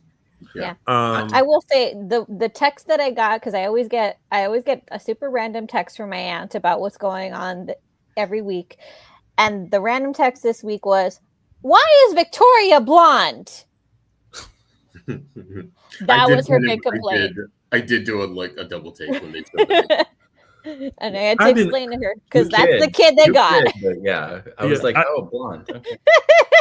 I didn't even notice that. I was like, that kid is reacting how we all would react to Xander. And he walked over and she was just like, and I was like, me too. That's how I feel too. Oh, side note, this is real life now. Paul posted after the director of the new James Bond movie was announced. Paul posted a photo of him and being like, the next James Bond. And for a moment, I was like, why not? I can see that. Yeah. I can see it. Yeah. I feel like he could be up in the ranks with like Pierce Brosnan and Idris Elba and Daniel Craig. Daniel Craig, that's the one I couldn't remember. I could see. Yeah. Ooh. Yeah. But now this banks the direction because you know what? It's interesting. Everybody's so up in arms about how this affects Xander and Sarah. I'm still squarely interested in how this pushes forward the dynamic of Xander and Philip. Oh, it's just it's dangling meat in front of a lion, but Xander's not the lion. Mm-hmm. I think they're going to get back to the brotherly love stuff. I know they're at odds now, but I think that's going to cool very, very soon, and I think they're going to get back to the for the sake of saving the family legacy, they'll bury the hatchet, and then eventually some shit will go down where the hatchet gets unburied. But yeah, I do think they'll be copacetic for a little bit. But I think that they have to, because as we learned at the end of the week, they did a recount of the votes for the hostel board, and EJ still won again. Yeah. So now it stands to reason, and we already knew that a few people probably changed their votes. Like Brady at least was one that changed his vote, and he was the tiebreaker last time. Or EJ hired Elon Musk. And we all know he knows how to... Beautiful gowns. Beautiful gowns. But also, I was kind of like, if they switched it to Xander, like, girl, y'all gonna have to switch it back whenever the hatchet is revealed. Mm-hmm. So I'm kind of glad they just kept it the same. Cause I didn't mind that. I'm like, girl, because if I lived in Salem and somebody sent me a business proposal, I'd be like, no, thank you. Because y'all don't know how to run a business around here. There's so many changes in higher ups that, like, who is actually who is successful in Salem? Quickly. Sweet Bits is, yes. But even that got tarnished at one point with them damn biscuits. The bistro somehow manages to survive without ownership or manager. Or its manager.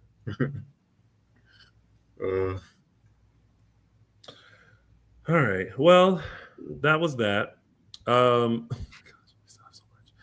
Before we get into our tidbits, just a quick reminder. Make sure you follow us on all social media platforms. We are Dishin Days Show on Facebook and Dishin Days on Instagram, Twitter, X, and Threads.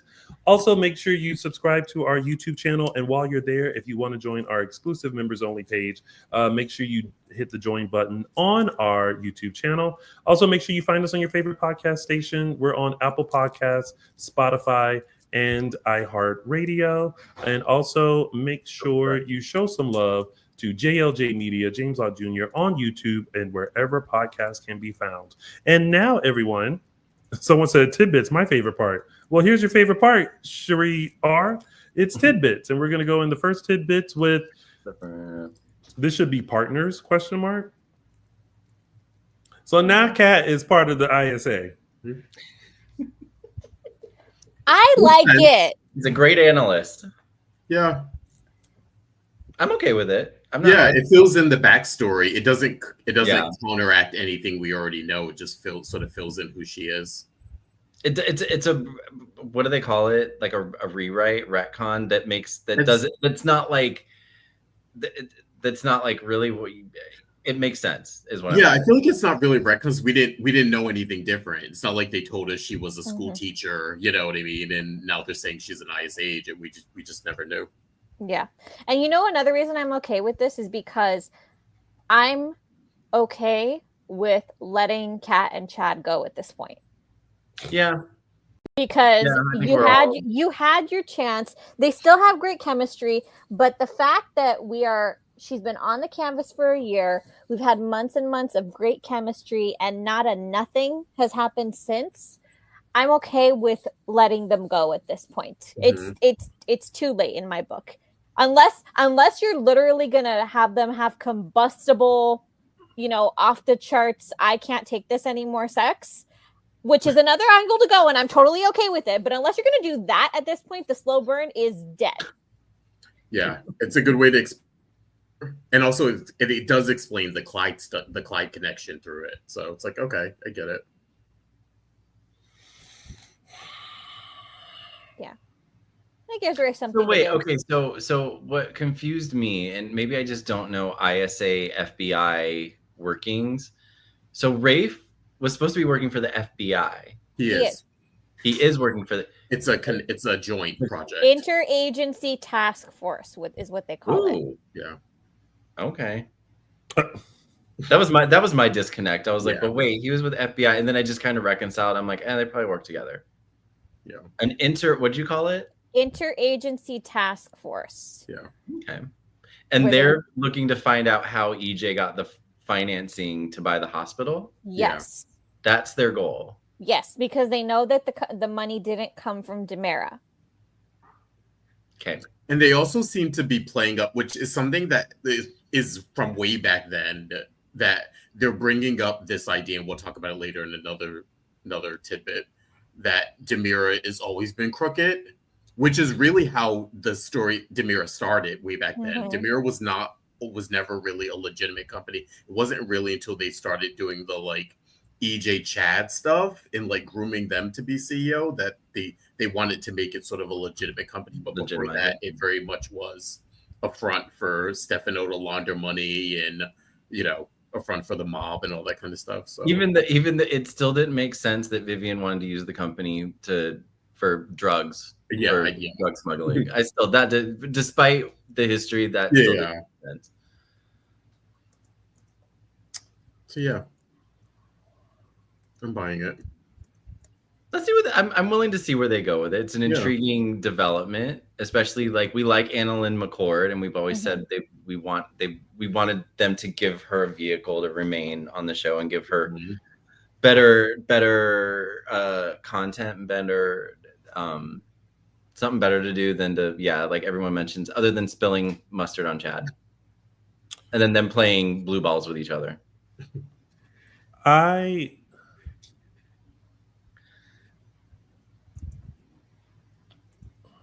I'm okay with it. I think I kind of wish that this was her origin story rather than the whole Abigail thing.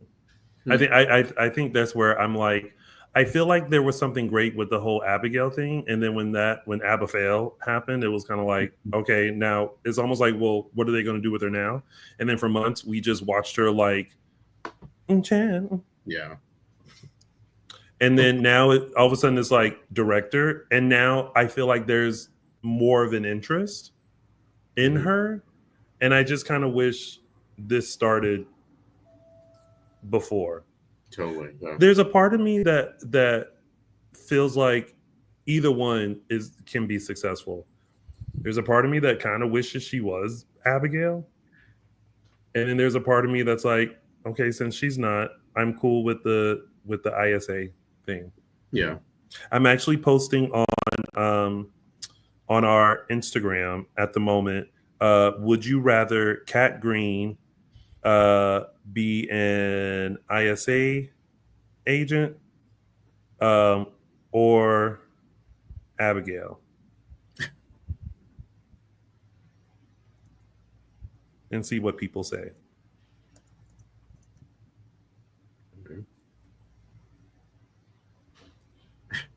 Let's see what happens. There we go. I have put that out there in the universe. Oh, I also going to put out in the universe, who do people think shot EJ?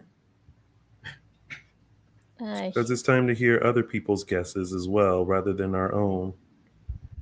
That'll be interesting to hear. I mean, I feel like we're just someone in the chat room said it was Kristen, but Eileen Davidson. It looks like most people are for her to be the ISA agent. Yeah. I mean, her being Abigail, that's that's It's so far gone. Yeah, it's so far gone. Like if they want to bring Abigail back, they're gonna have to get someone else and do a new She's Alive storyline. Did they ever find her remains? I lost track. Nope. Of that. They never did they? No. Nope. No remains. It's an empty cemetery. Clyde's in a coma. We got no answers. And no, and there was never any like. It just was dropped. Yep. Okay. No one's mentioned it. It was James Scott again. Yeah. Y'all are so stupid. EJ shot himself, but it was James Scott. Yeah. I think we can move on to the other storyline, but I'll tie it to this one because when we're talking about how Kat's backstory, what they're bringing up now kind of makes sense. The one person that came to mind immediately to me was Jennifer, because we're now with this retcon, it is assumed that Shane knew the entire time that all that stuff was going on when Kat was pretending to be Abigail. Mm-hmm. There's no way he didn't know that was her. Did he? I didn't get. He had to have, because you remember Kat said the ISA paid for her surgeries. Yeah. So he would have known what she looked like. He would have kept track of her. There's no way Shane didn't know what Kat was doing, and if this had to have been another assignment, continuing with her previous assignment for the ISA. So imagine Jennifer's reaction if Shane knew the whole time. I need a visual representation of that situation for me to connect that Shane knew. Okay, so because I've lost that whole situation was kind of okay. So Kat said there were so many players involved. We don't need to go through it right now. Yeah. Okay, yeah. It's 5 o'clock. We don't need to go through it right now. Okay, I get it. Yeah. We're on a clock. But I'm just saying, in my mind, that's what happened, and that's what makes sense. And on top of Jennifer being pissed at Kat for all of this, I can't imagine her fury if she finds out that Shane knew the whole time. If he did, yeah, that's a big, and I mean, I'm sure he did it for the sake of a mission and, couldn't tell or whatever, if he did know. That would be a betrayal, yeah. And Mad Jennifer is not a fun Jennifer. Well, she's a fun Jennifer to watch, but no. I would not want to be, I would never want to be on the receiving end of a Jennifer Horton tirade. Well, here's the thing. To me, the reason that makes sense to me is because that to me is a valid reason for Jennifer to be upset. If that was the case, I'm totally on board with Jennifer just being totally pissed at that. What she's pissed off at right now about Chad continuing his, quote unquote friendship with Kat, and then now also trying to get into JJ's business. I'm like, girl, these people are grown. Mm-hmm. Go away. Yeah, she's a mama bear though. Like, but they're grown. Her opinion is not relevant here. It makes sense that she'd be, I bought it that she would be upset with, after what Gabby did to Julie. Like, I get it, and it's not fun to watch if everyone's happy all the time. Whatever, beautiful gowns. Move on. Sorry, I started rambling, and I was like, nope, you gotta stop. Gotta wrap her in.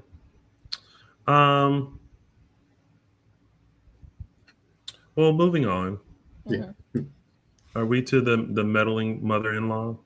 We already did that. That was kind of yeah, that was kind of it. Yeah, okay. Kind of Jennifer's not happy about Chad and Kat. She's not happy about JJ and Gabby. No, that seems pretty dead.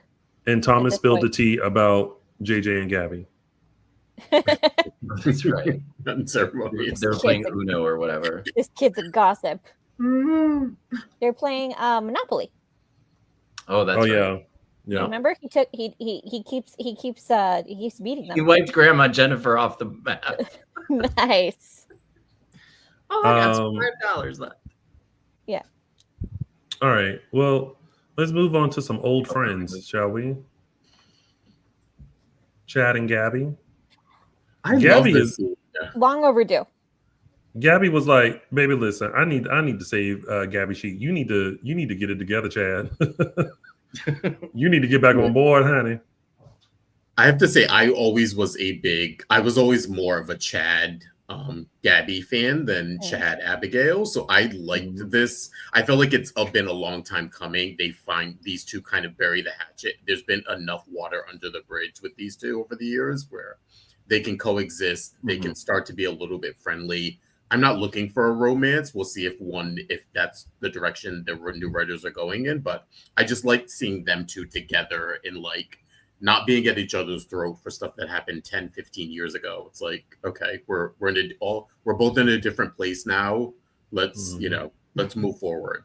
And Chad seemed to be receptive. He usually is he still sometimes is very standoffish. I know that I think when Gabby helped with the Clyde stuff, I think that probably went a long way to him finally like releasing whatever residual anger he had at her over the years.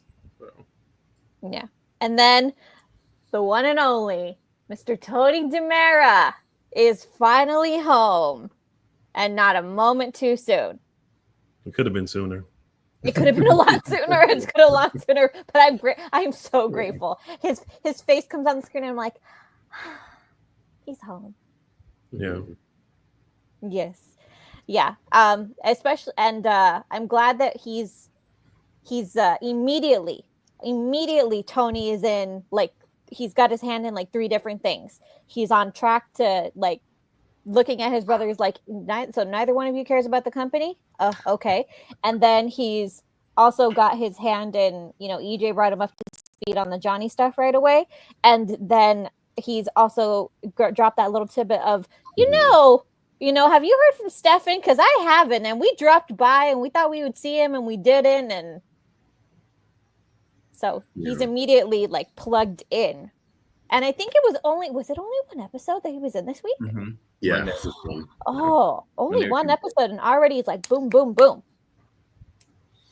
He just should have been the head of DiMera and not EJ.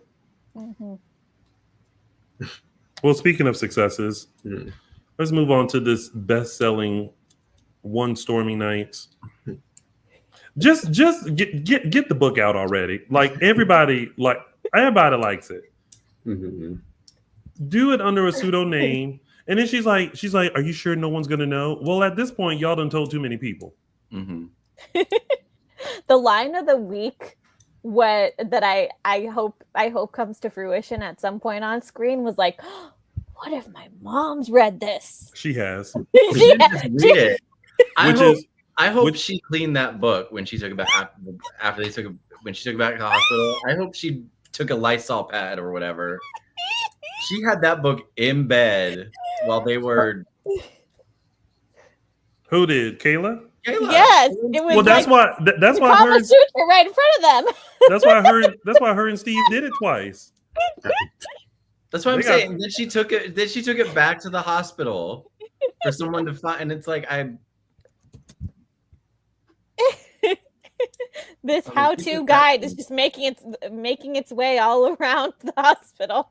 Yeah, I need movement with this story. I mean, I'm assuming they're trying to allude that this is like a 50 Shades of Grey. I'm assuming that it's in that vein, because although I don't get the like, I can't have anyone know it's me. It'll ruin my career. I'm like, but also, did you just do porn in the back lot? Like, what are you talking about? I don't know how this would.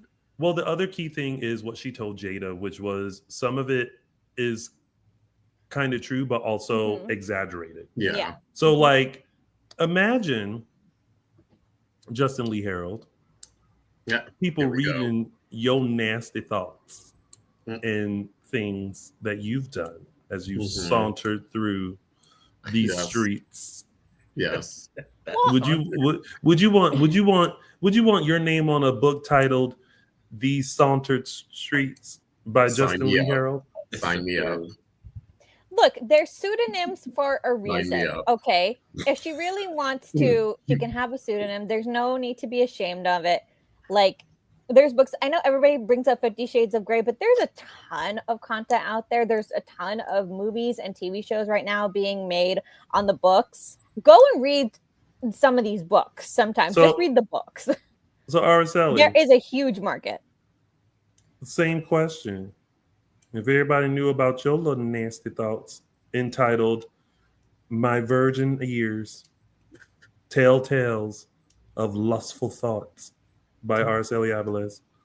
I mean, I'm not taking a copy of my book signing into church in front of my priest, but I'm a complicated woman. It's like He is a complicated woman. Look, of East LA.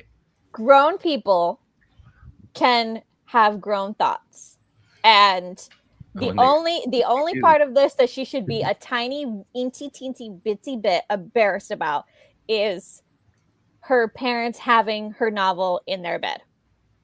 And them getting nasty with That's the only part of this that. Well, how you think she got here? She's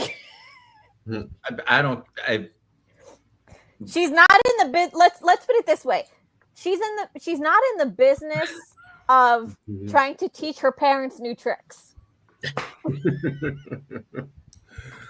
Oh my goodness! You know what? I feel like that should be Tia Araceli, not Araceli. Tia Araceli. That should be another members only. Wait, what? Wow. A members only what? Tia Araceli reads a transcript from an erotic novel. I wonder what I wonder if fans would charge more if that was the case. If fans could write could give us a title of an erotic novel, like what would our titles be? Oh my gosh! What, for each of us? Yeah. Oh Lord. Okay, I have to remember to post this. I'll do a post. Like I'll get a picture of us and be like, name if Araceli was to write an erotic novel, what do you think the title would be? And it'll be the same for each of us. Okay, it'll be fun to hear what the fans would say about that. Chocolate Thunder with sprinkles. Yours are Justin's. Oh, I guess I could go for either one, huh? Interesting. Okay. Last but not least, our last tidbit is you're hired, I quit. The shortest client. I know that poor Sophia. I really felt for her in that moment when Melinda, because she was all excited about having Melinda on her side. She was waiving the retainer fee. She had an attorney that had been in her shoes before. There was hope in Sophia's face, and she just took that balloon and. Damn, Brady just had to mess everything up. Yeah. Brady, I know. Brady ruins everything. I don't even remember what he said to her, but I know it was Brady that. It was like, stay away from my family, like, or he kind of threatened her. Yeah. At this point, I am on board for Sophia throwing the biggest, loudest temper tantrum of her life, because the tears in her eyes at the end of that conversation with Melinda just felt like she had reached the end of her rope. Like, nobody is listening. Nobody is getting how anxious I'm feeling. Nobody is understanding that I just need something concrete to hold on to. I need answers. I need a clear sense of direction. Everybody is just thinking, oh, it'll work out. It's like, no, there's a clock on this. But weirdly, again, why isn't Brady, the grandfather to this child, looking up lawyers? Why isn't the parents? You know what I mean? Like I understand maybe Miss Amy's, like, them keeping Amy out of it because of her reticence, but Brady should be the parent that's in their corner.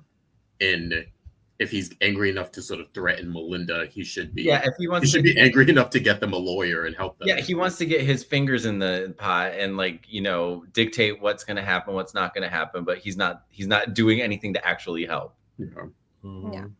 I mean, and I defended him earlier, saying he's got a lot going on. But if he's going to insert himself like he did, then he needs to step up and actually help and not just blow hot air, as someone said. Because this baby is on its way. And y'all need to figure it out. Any day now. My inner Thea was just screaming to jump through the screen because I wanted to scream on her behalf. That's a name, my inner Tia. Oh. Nah, different title. Nah. No, the inner Thea tells her nieces what not to do. Yeah. All right. Well, everyone, that was your week of days. It's been a wonderful, great show, and there's still more for you. As we are now going into our favorite part of the show, unlike Cherie's favorite part of the show, which are the tidbits, we are now entering our segments, and we're going to start with mine, which is Tony's Official 3 Snaps Award. Now, listen, even though I was like, wow, he has the upper hand of it all, I do feel like kudos to you, Philip, for waking up out of a coma and having the upper hand, but also you just get my 3 Snap Award just for this little tidbit. I know what's coming. That you said while lying in the hospital bed and being talked to by Xander. And here it is, coming up in a second, because somebody deleted it. So I had to re-upload it. And here it is. You're only trying to save this company for your own personal gain, just like I am. I think you might want to watch your temper. Look.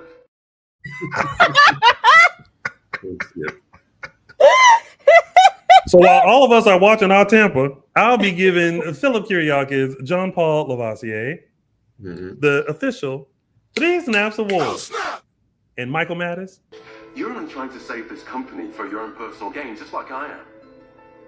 I think you might want to watch your temper. Look. I want to know who he how the choice. JP's choices are just. He did something else this week, and I thought that was going to be it, but it wasn't. It was that. He said something else that I actually laughed out loud at. That one got me because it was very much like, it was almost like a, okay, bitch, you tried it kind of a thing. I think you better watch your temper. I think had Paulina come and visit him just before that, and so he had a conversation with Paulina, and that's what it is. Also, shout out to Christopher Carey Thomas, who also probably should have got my 3 Snaps Award too for spilling the tea and just being like, I'm gonna go get some cookies. All right, and now we have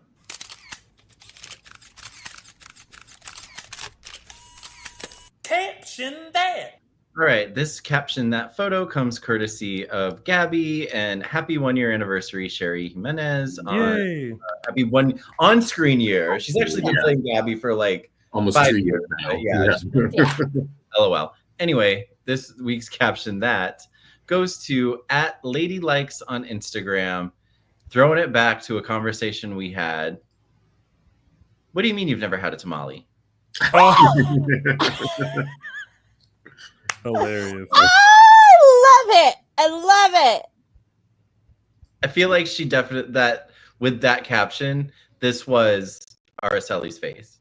Yeah, in that conversation. If you go back to when I say it, that is Araceli's face. In fact, I think Dylan will probably send us a photo of this with Araceli's face and me right here as Carson.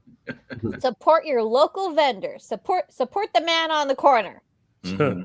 Tony, go outside and go support the man on the corner. Go get it, the money. Wait. You need to be more specific when you give. Yes, yeah. The man in the corner in the valley. Yeah, They may be selling a different kind of tamale. He's selling tamales. Yeah. You can tell because they have it right next to each other. There's a tamale, and then there's the raspado, and then there's the corn. All ran by the same person, just different family members. Mm-hmm. And that was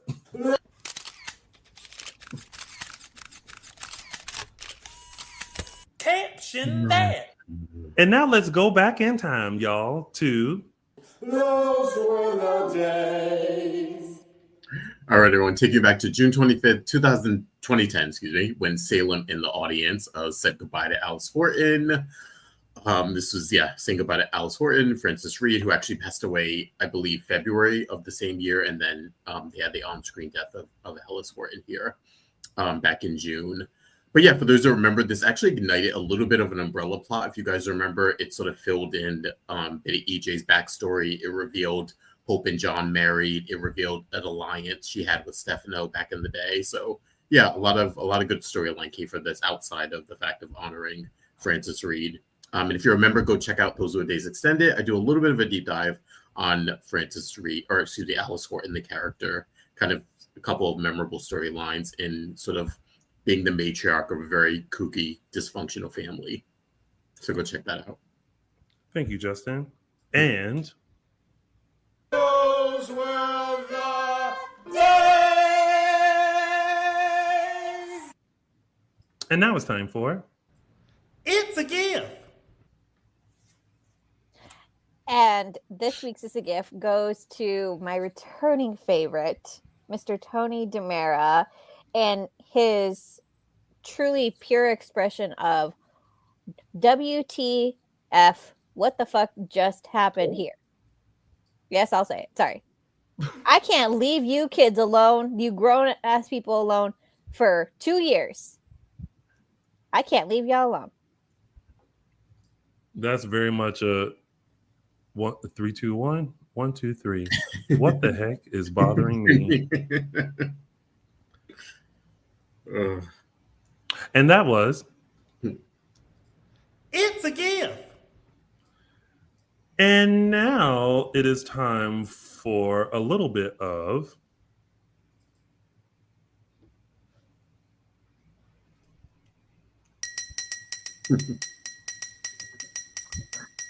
News and gossip.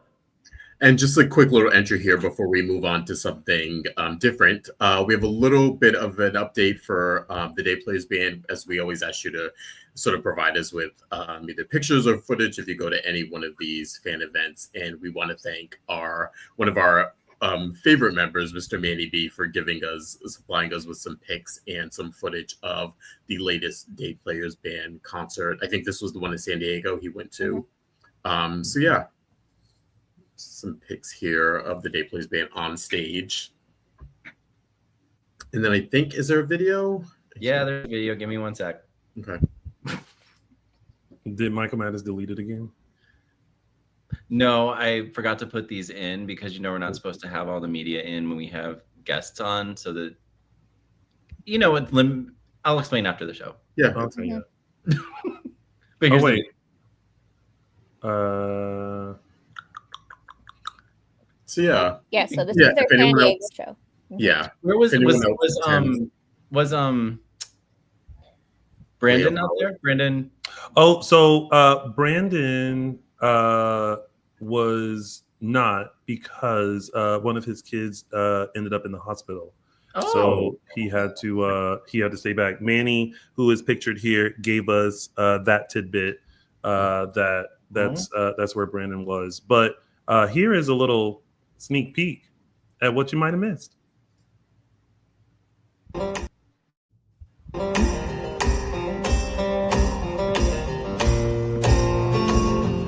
The best place you can find,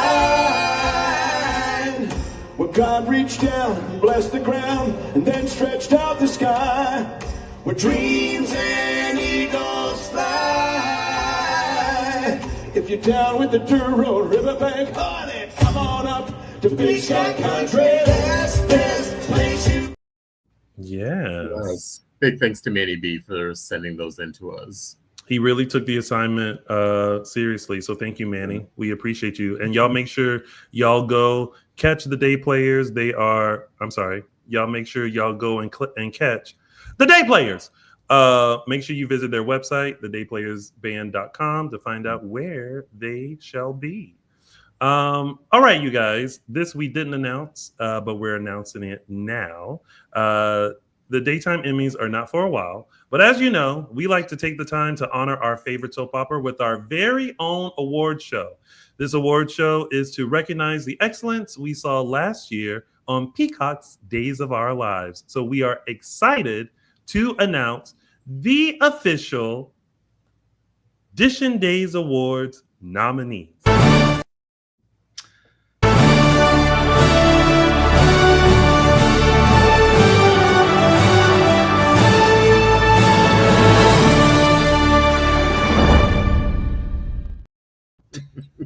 Nice. Boy. Yeah. And to start off, we are going to kick it off with Best Guest Star. We have Rita Leslie here, played by Maggie Carney. We have Diana Kova here, played by Judith Chapman. Stephen Olsen, played by Stephen Snetzer. Liz Chandler, played by Gloria Loring. And Marie Horton, played by Marie Cheatham. So these are your nominees for Best Guest Star this year. And for new best new character, the nominees are Aaron Green, played by Louis Tamio, Melissa Green, played by Kennedy Garcia, Kat Green, played by Annalyn McCord, Fiona Cook, played by Serena Scott Thomas, Javi Hernandez, played by Al Calderon, and Joy Wesley, played by Alex Ann Hopkins. And your nominees for the best character return go to Gabby Hernandez, played by Sherry Jimenez, the ghost of Lee Shin, played by Remington Hoffman, Philip Kiriakis, played by Jean-Paul Lavassiere, Jennifer Devereaux, played by Melissa Reeves, Eli Grant, played by Lamone Archie, and Arnold Finnegar, played by Galen Gehring. Those are your nominees for best character return. We also have the category of Best Character Exit. Your nominees are Nicole DeMera, played by Ariane Zucker, Stefan DeMera, played by Brandon Barash, Eric Brady, played by Greg Vaughn, Teresa Donovan, played by Emily O'Brien, and our beloved Doug Williams, played by the late Bill Hayes. These are your nominees for Best Character Exit. And nominees for Best Duo for this year are Sloan and Melinda, Hattie and Bonnie, Connie and Cutout Lee, Julie and Chad, and Leo and Marlena. Next up, we have the category of Best Couple. We have Johnny and Chanel, Xander and Sarah, Leo and Javi, Rafe and Jada, and Stephanie and Alex. These are your nominees for Best Couple. And last but not least, nominees for Most Shocking Moment are Tate arrested for Holly's overdose, Connie's Reign of Terror, Fiona runs over Sarah, Doug Williams dies, and Arnold Finnegar returns. Now, congratulations to our nominees. And now it's time for you to make the decision. Voting for the Dishin Days Awards are done by you. And now it's your turn to tell us who you think the winner should be. So head on over to tinyurl.com/2025 Dishin Days Awards to cast your vote. You can vote as many times as you like until next Sunday, July 6th. Winners will be announced during our annual Dishin Days Awards ceremony, which will be held later on this summer. So congratulations once again, and have fun voting, everybody, as we have so much fun putting this together for you. Yay! Yay!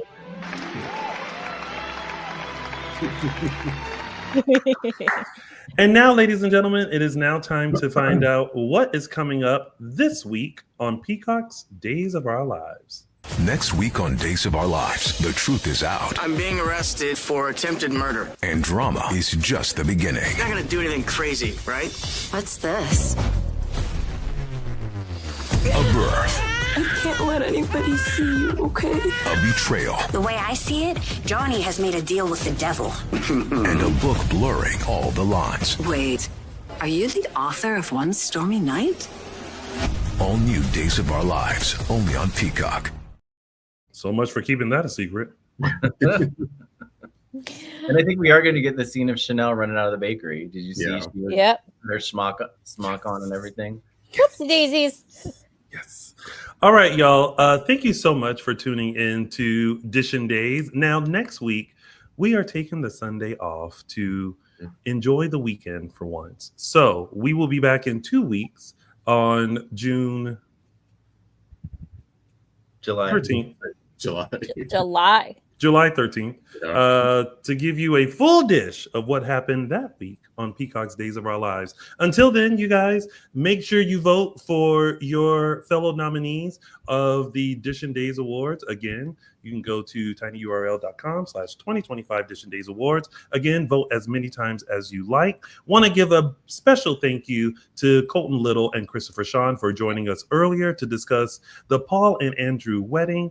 And we want to thank you guys for joining us as you do every week. But before we officially head out, Michael Mattis, tell the kind folks where they can find you.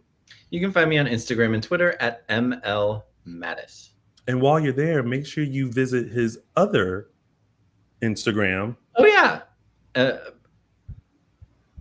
MLM Images? MLM Images LA. There we go. Because Michael Mattis covers a lot of red carpets and photographs some people you may recognize. So make sure you go check that out. Give it a like. Maybe you won't, but that's okay too. I mean, Michael Mattis sometimes doesn't either, but he makes sure that photo was taken. Justin Lee Hareld, where can they find you? Find me on Instagram at Justin Lee Hareld.